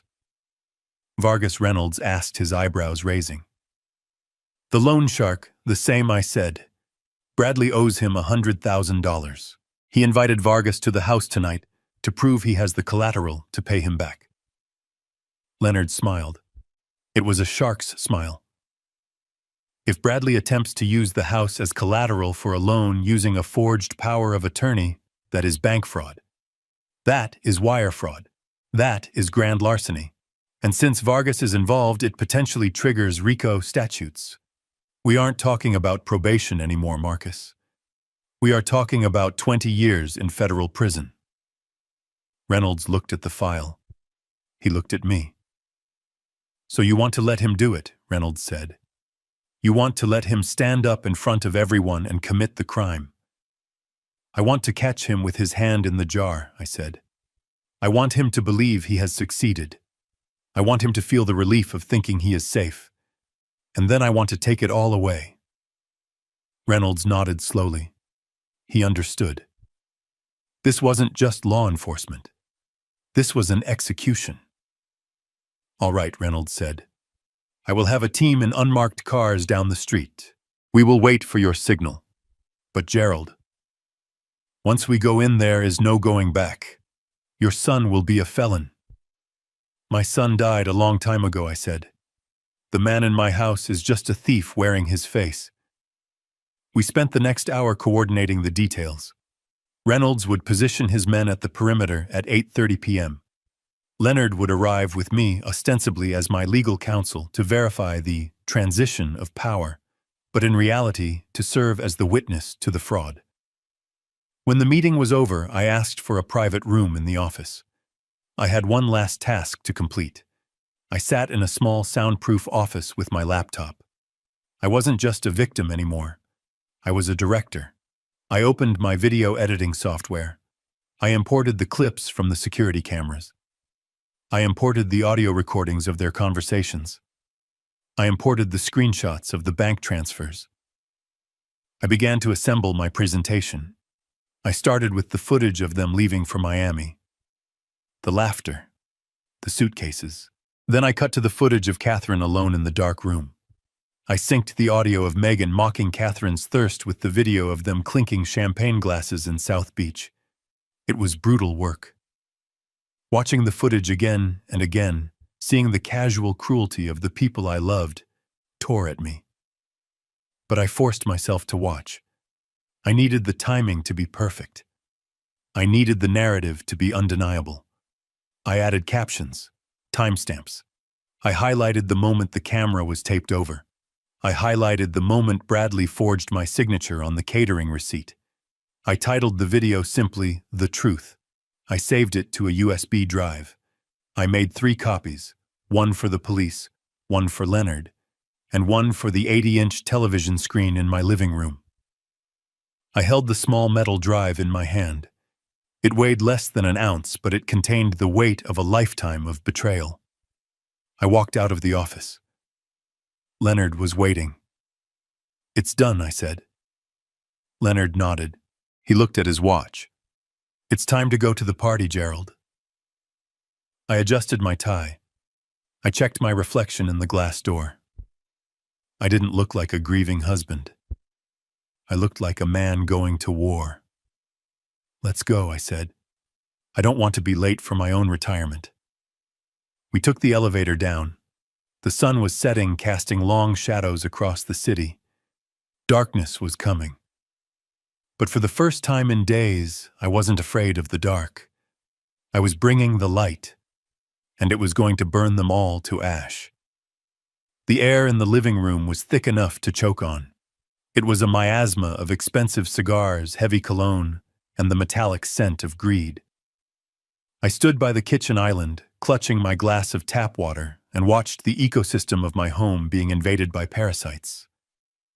Bradley had gone to great lengths to make this look like a legitimate gathering of high society, but you cannot mask the stench of desperation with catering and jazz. I observed the guests. There were about 30 of them scattered across the room. A few were Bradley's old college friends, men who had never quite grown up, still wearing their fraternity rings and laughing too loudly at unfunny jokes. They were the enablers, the ones who had watched Bradley spiral into gambling addiction and cheered him on. Then there was Megan holding court near the fireplace. She was wearing a silk dress that I knew cost more than the monthly salary of the nurses she had fired. She was laughing, throwing her head back, displaying the diamond necklace that belonged to Catherine. It was a vintage piece, Art Deco platinum and sapphires. Seeing it around her neck felt like a physical blow, a desecration of my wife's body. But the most important people in the room were the ones who weren't laughing. They were the men in the dark suits standing near the periphery watching Bradley with the dead, unblinking eyes of apex predators. Mr. Vargas was the alpha, but his lieutenants were there too. I recognized the type. I had dealt with union breakers and corporate raiders in the 80s who had more warmth in their souls than these men. They were not here for the canapés. They were here for the collateral. They were looking at the crown molding the original artwork on the walls and the marble floors, and they were calculating the liquidation value. They were mentally stripping the copper wire from the walls. Bradley moved through the room with a frantic, manic energy. He was sweating through his suit. He gripped people's shoulders too hard when he greeted them. He laughed too abruptly. He was a man walking a tightrope over a pit of vipers, trying to convince the vipers that he was one of them. He clapped his hands for attention. The sound was sharp and commanding, or at least he hoped it was. "Everyone please gather round," Bradley shouted, his voice booming a little too loudly in the confined space. The music lowered. The conversation died down. The sharks turned their heads. Megan glided to Bradley's side, slipping her arm through his, playing the part of the supportive hostess. They looked like royalty presiding over a court of thieves. "I want to thank you all for coming on such short notice," Bradley began. He raised his glass of my best scotch. "Tonight is a very special night. It marks the beginning of a new chapter for the Thompson family. As many of you know, my father Gerald has been the rock of this family for decades. He built an empire. He provided for us. He led us. He gestured toward me. I stood still, my face a mask of polite confusion. I let my shoulders hunch slightly. I let my hand tremble just enough to ripple the water in my glass. I needed them to see a relic. I needed them to see a man who was finished. But Bradley continued, his voice dropping to a register of mock solemnity. "Time comes for all of us. The last few years have been hard on Dad. Mom's illness. It took a toll. And recently we've noticed that the burden has become too heavy. He forgets things. He gets confused about finances. He wanders. It's heartbreaking to watch the strongest man you know start to fade." He paused for effect. Megan wiped a non-existent tear from her eye. The performance was nauseatingly perfect. So Bradley said, brightening up again, "We made a family decision. Dad has agreed for his own health and safety to step back.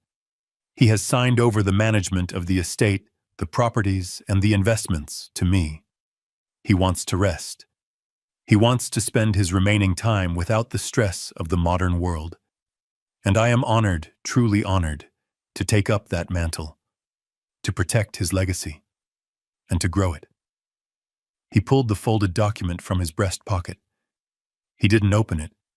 He just held it up like a holy relic. To the Thompson legacy, Bradley shouted. And to the future. To the future, the room echoed. Vargas didn't say it. He just took a sip of his drink, his eyes locked on the paper in Bradley's hand. Bradley beamed. He looked at me. Come here, Dad. Come say a few words. Don't be shy. This was the moment. He wanted the seal of approval. He wanted me to publicly validate his theft so that Vargas would release the pressure on his neck. He wanted the old king to kneel before the usurper. I set my water glass down on the granite countertop. I took a breath. I felt the change happen inside me. It was a physical shift. My spine straightened. The tremor in my hands vanished. The fog I had projected in my eyes cleared, replaced by the cold, hard glint of a man who had negotiated billion-dollar mergers while his competitors were still reading the morning paper. I walked toward the center of the room. I did not shuffle. I moved with a predator's grace. The crowd parted for me, perhaps sensing the shift in atmospheric pressure. I reached Bradley. He was smiling, but as I got closer, I saw the smile falter. He saw my eyes. He saw the clarity. For a second, doubt flickered in his gaze, but he pushed it down. He was too deep in his own delusion to recognize the danger. Here, Dad, Bradley said, handing me the microphone he had set up for the occasion. Just keep it brief, okay? Thank everyone for coming. I took the microphone. It was heavy, solid. A weapon. I turned to face the room. I looked at Vargas. I looked at Megan. I looked at the enablers. I let the silence stretch for 5 seconds, 10 seconds. It was uncomfortable. It was heavy. It forced them to look at me, really. Look at me. Thank you, Bradley, I said. My voice was not the raspy whisper of the nursing home. It was deep, resonant, and steady. It filled the room without effort. My son is right, I continued. Tonight is indeed a special night. It is a night of revelation. Bradley told you that I am tired. He told you that I am confused. He told you that I am fading. I paused. I walked slowly toward Vargas. I stopped 3 feet from him. Do I look confused to you, Mr. Vargas? Vargas narrowed his eyes.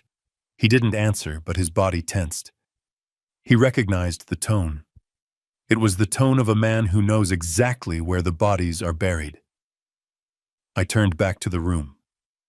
My son told you that I signed a document today, transferring control of my life to him. He holds that paper in his hand like a winning lottery ticket. He believes that this piece of paper grants him access to my bank accounts, my real estate portfolio, and the trust fund that protects this family. I looked at Bradley. He was frowning now. He took a half step forward. Dad, what are you doing? Stick to the script. There is no script, Bradley, I said sharply. I turned back to the guests. My son invited you here tonight because he owes you money. He owes a lot of money to people who do not have a sense of humor. He invited you here to show you that he has the means to pay you back. He is using my home, my life's work as collateral for his mistakes. The room began to murmur. The nervous energy spiked. But there is something my son forgot. I said, my voice cutting through the noise like a knife.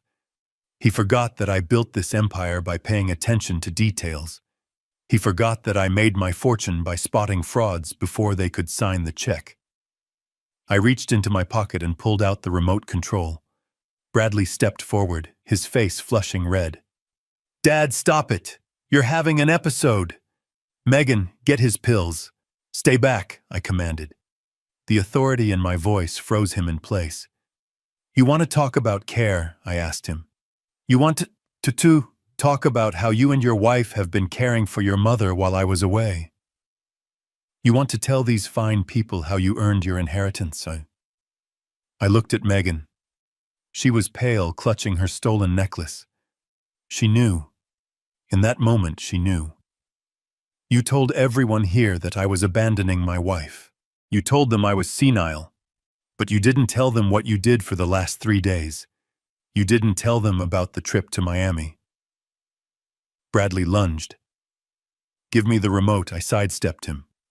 I was 71, but he was drunk and slow. I didn't invite you here to celebrate my retirement, I said to the crowd. I invited you here to witness a crime. I invited you here because when the police arrive in 5 minutes, I want witnesses. Police, someone whispered. Yes, police, I said. Because what happened in this house was not caregiving. It was torture. And what happened to my bank accounts was not management. It was grand larceny. Bradley was panting, his chest heaving. You're crazy. No one will believe you. You signed the paper. I have the power of attorney. It's legal. I looked at the paper in his hand. Look at the date, Bradley, I said softly. He froze. He looked down at the document. Look at the signature, I said. Look at the spelling. He stared at the paper. His hands began to shake. The color drained from his face until he looked like a corpse standing upright. You. I didn't sign it, son. I scribbled on it. It's worthless. It has no legal standing. You have no power. You have no authority. And you have no money. I turned to Vargas. He has nothing to pay you with, Mr. Vargas. The house is in a trust. The accounts are frozen. The credit cards are canceled. He is penniless. Vargas stood up. His chair scraped loudly against the floor. He looked at Bradley with a look that promised violence. Is this true, kid? Vargas asked. Bradley stammered. No, he's lying. He's senile. Look at the paper. Vargas snatched the paper from Bradley's hand. He looked at the signature.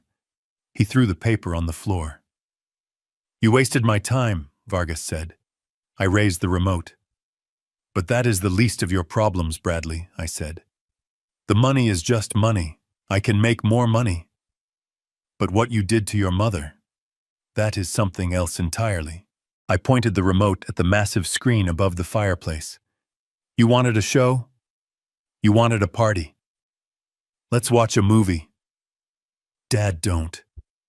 Bradley screamed. He tried to rush me again, but 2 of Vargas's men stepped in his way.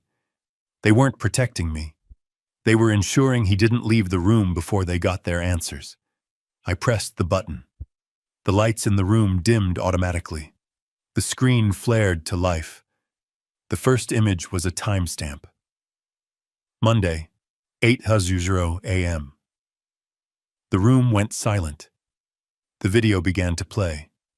And the sound of my son laughing as he taped over a security camera filled the room, echoing off the walls of the house he thought he owned. The video on the screen was grainy, but the audio was crystal clear. It played at a volume that made the crystal glasses on the shelves vibrate. The guests watched in a silence so profound, it felt like the oxygen had been sucked out of the room. On the screen, my son stood on a chair. He was laughing. He held a roll of black electrical tape. That should do it, he said on the recording. If she dies, she dies. At least we will have a tan for the funeral. In the living room, the real Bradley made a sound like a wounded animal. He lunged for the television, trying to cover the screen with his body, as if his physical presence could block the truth. But the screen was too big, and he was too small. Turn it off, he screamed. It is fake. He used AI. He manipulated it. I did not touch the remote. I let the video play. The scene cut to Megan. She was holding a water bottle in front of Catherine's face. Catherine's hand flailed weakly, trying to grab it. Megan pulled it back, giggling. Say please, Megan said on the screen. Say please, you useless old witch. Then she poured the water onto the floor. A collective gasp went through the room. Even the loan sharks, men who made their living breaking bones, looked away. There is a code even among thieves, and torturing a paralyzed mother violated it. Vargas turned slowly to look at Megan. She was standing by the fireplace, her face the color of ash. She tried to cover the diamond necklace with her hand, as if hiding the jewels would hide her guilt.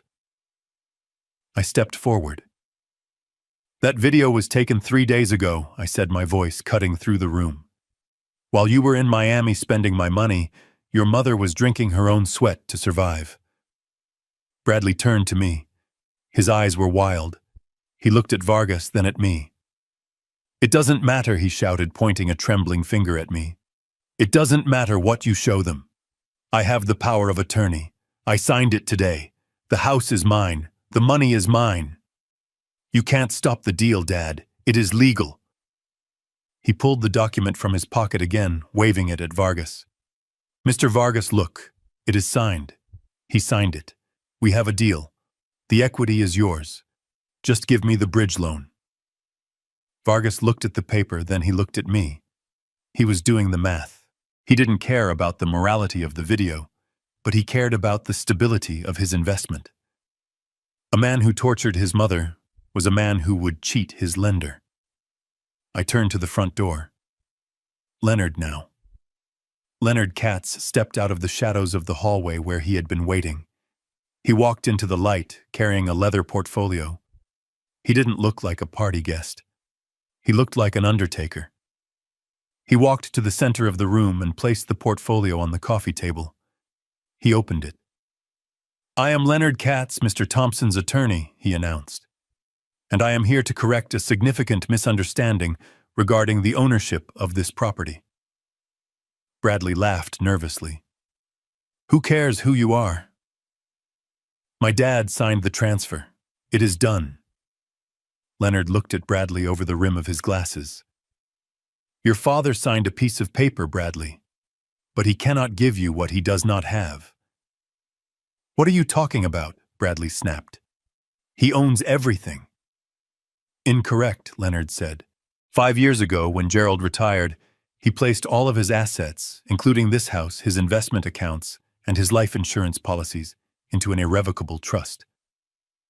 The room went quiet again. The word irrevocable hung in the air. Bradley blinked. A trust, so what? I am the heir.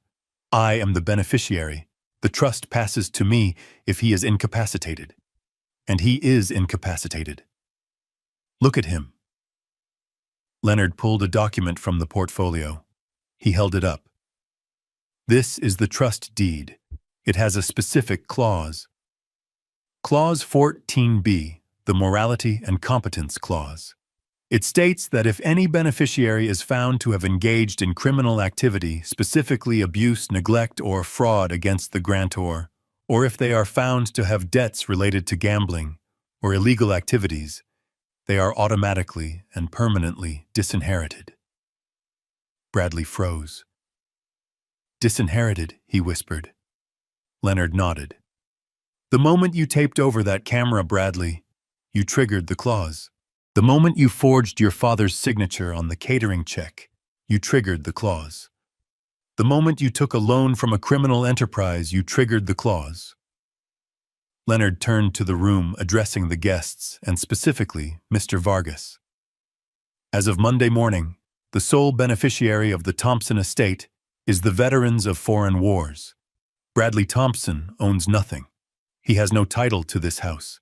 He has no access to the accounts. He has no authority to sign loans, liens, or mortgages. Leonard looked at the paper in Bradley's hand. And that power of attorney document. Even if the signature were valid, which it isn't, it would be useless. You cannot have power of attorney over assets you do not own. Gerald Thompson is a tenant in this house. The trust owns the bricks, and the trust has just evicted you. The silence that followed was absolute. It was the sound of a guillotine blade dropping.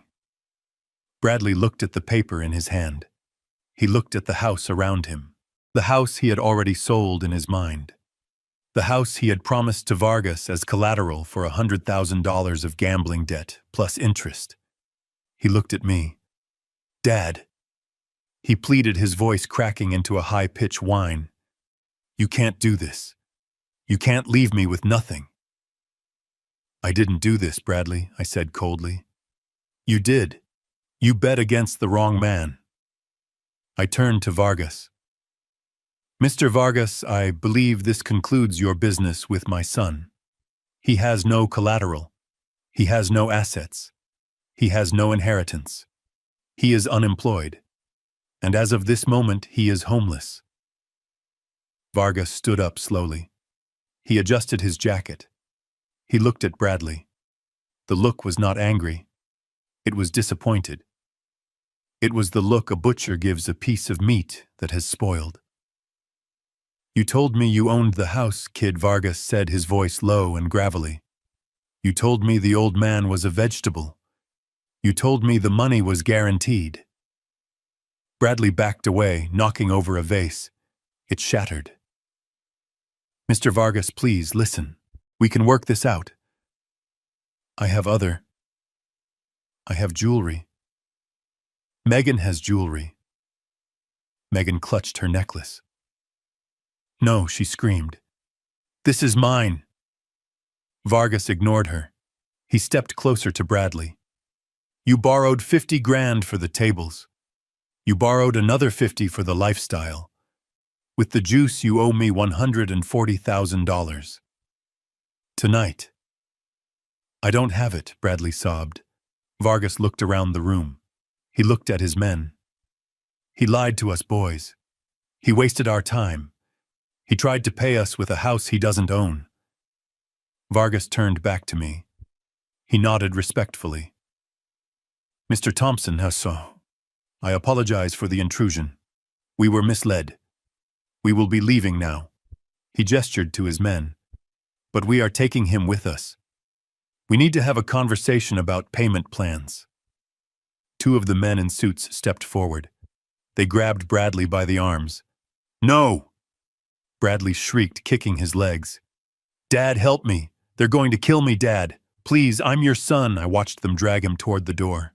I watched his heels drag across the marble floor he thought was his. I watched Megan try to run out the back door, only to be blocked by another one of Vargas's men, who gently but firmly relieved her of the diamond necklace. "Interest," Vargas said, pocketing the diamonds. Bradley screamed again. "Dad." I looked him in the eye. "You are not my son," I said. "My son would never let his mother die of thirst. You are just a stranger who broke into my house." Vargas stopped at the door. "Do you want to call the police, Mr. Thompson?" he asked. I looked at my watch. "The police are already here," I said. As if on cue, the sirens erupted outside. Blue and red lights flooded the living room, washing over the faces of the terrified guests. Vargas cursed. He shoved Bradley toward the door. "Let's go," he hissed. But it was too late. The front door burst open. Chief Reynolds walked in, flanked by 4 uniformed officers. They had their weapons drawn. "Nobody move!" Reynolds shouted. Vargas raised his hands. His men did the same. They knew the game. They knew when they were beaten. But Bradley didn't. In his panic, in his absolute terror of Vargas and the police, he made one last fatal mistake. He broke free from the grip of the loan shark's men and tried to run toward me. I don't know if he wanted to beg or if he wanted to hurt me. I don't know if he wanted to take me hostage. His eyes were wide and white. He reached into his jacket pocket, perhaps for his phone, perhaps for the fake legal document. "Police, drop it." Bradley didn't stop. He lunged. An officer tackled him mid-stride. They hit the floor with a bone-jarring thud. Bradley's face smashed into the tiles. He screamed as they wrenched his arms behind his back. The handcuffs clicked. I stood over him. He was bleeding from his nose.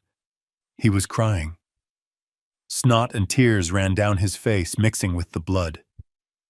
"It's over, Bradley," I said. Leonard walked over and stood beside me. "We have the recording of the assault," Reynolds said, looking at the video still frozen on the screen. "We have the financial records. We have the testimony of the doctor." He looked down at Bradley.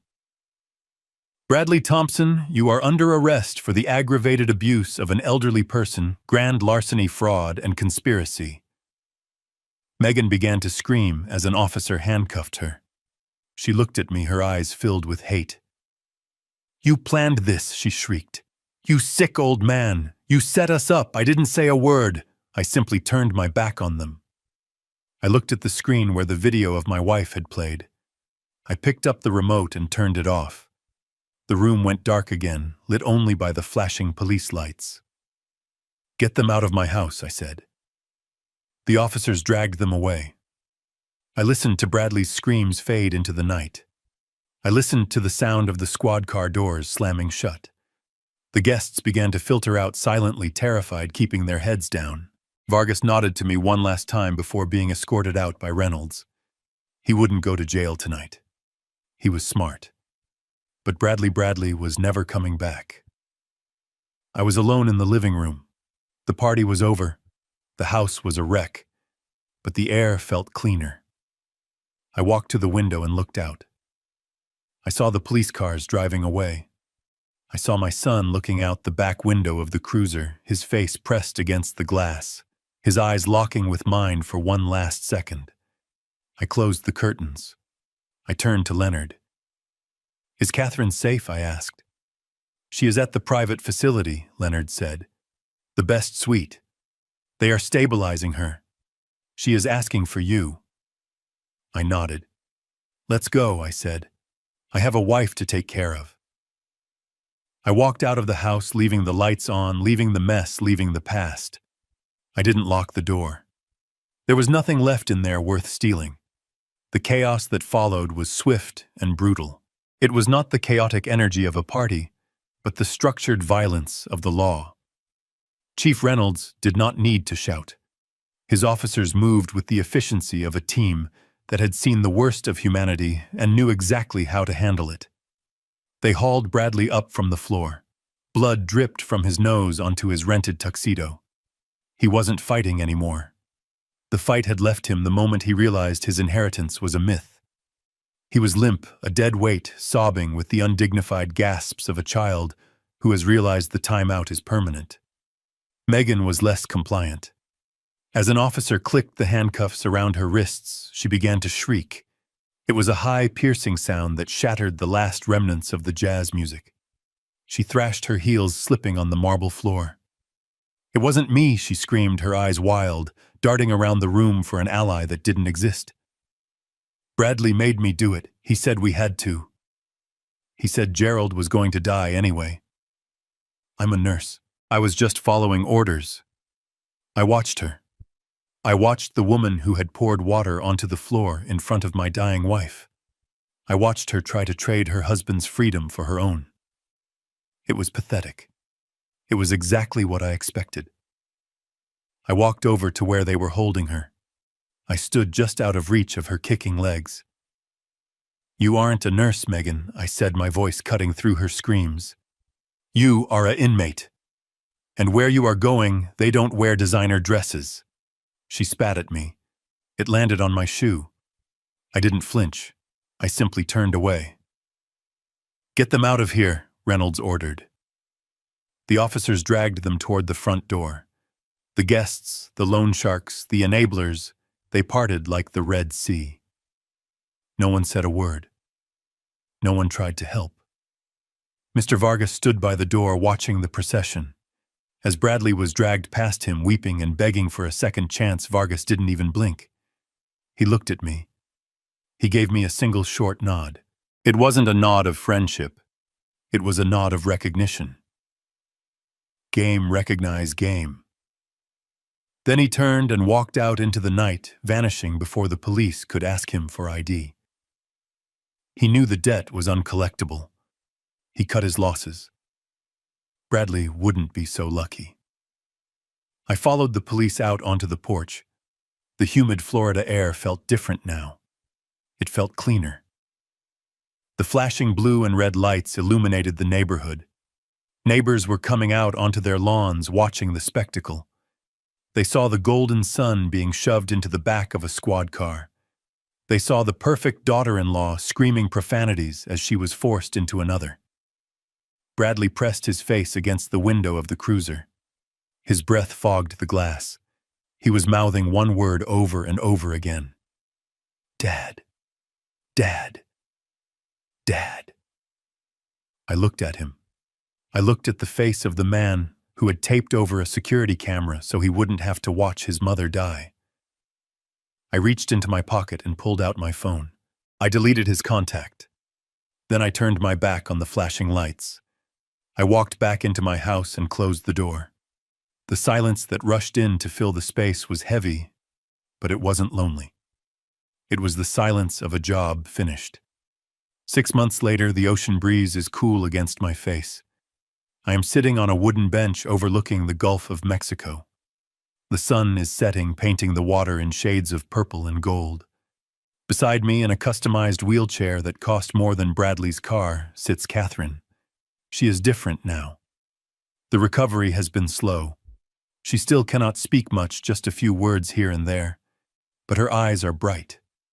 The fear is gone. Her skin is hydrated and healthy. Her hair is silver and brushed to a shine. I reach out and take her hand. Her grip is stronger today.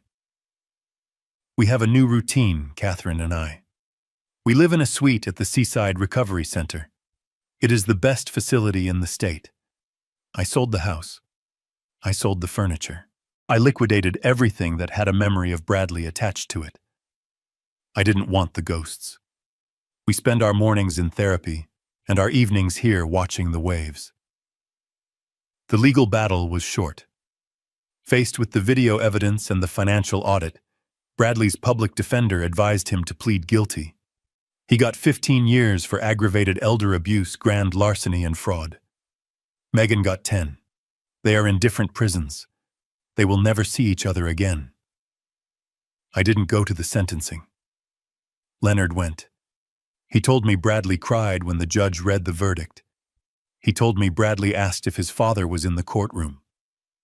Leonard told him the truth. He said Mr. Thompson has no children. I look at Catherine. She turns her head and smiles at me. It is a crooked smile, the stroke took half of it, but it is the most beautiful thing I have ever seen. Water, she whispers. I pick up the bottle of sparkling water from the bench. I pour it into a crystal glass with a straw. I hold it to her lips. Drink, my love, I say. Take your time. We have all the water in the world. She drinks. She swallows. She sighs with contentment. I lean back and close my eyes. I am 72 years old. I have lost a son. I have lost a fortune in legal fees. I have lost the home I built. But I saved the only thing that mattered. I open my eyes and look at the camera. If you are watching this, if you have parents who are getting older, or if you are getting older yourself, listen to me. Trust is good. Love is beautiful. But control is essential. Never give away your power until you are ready to close your eyes for the last time. Because the people who claim to love you the most are often the ones measuring you for a coffin. I am Gerald Thompson. I am a husband. I am a protector. And I am finally at peace. If this story made you want to call your parents, or maybe change your will, hit that like button. Subscribe for more stories of justice served cold. And tell me in the comments, would you have forgiven him?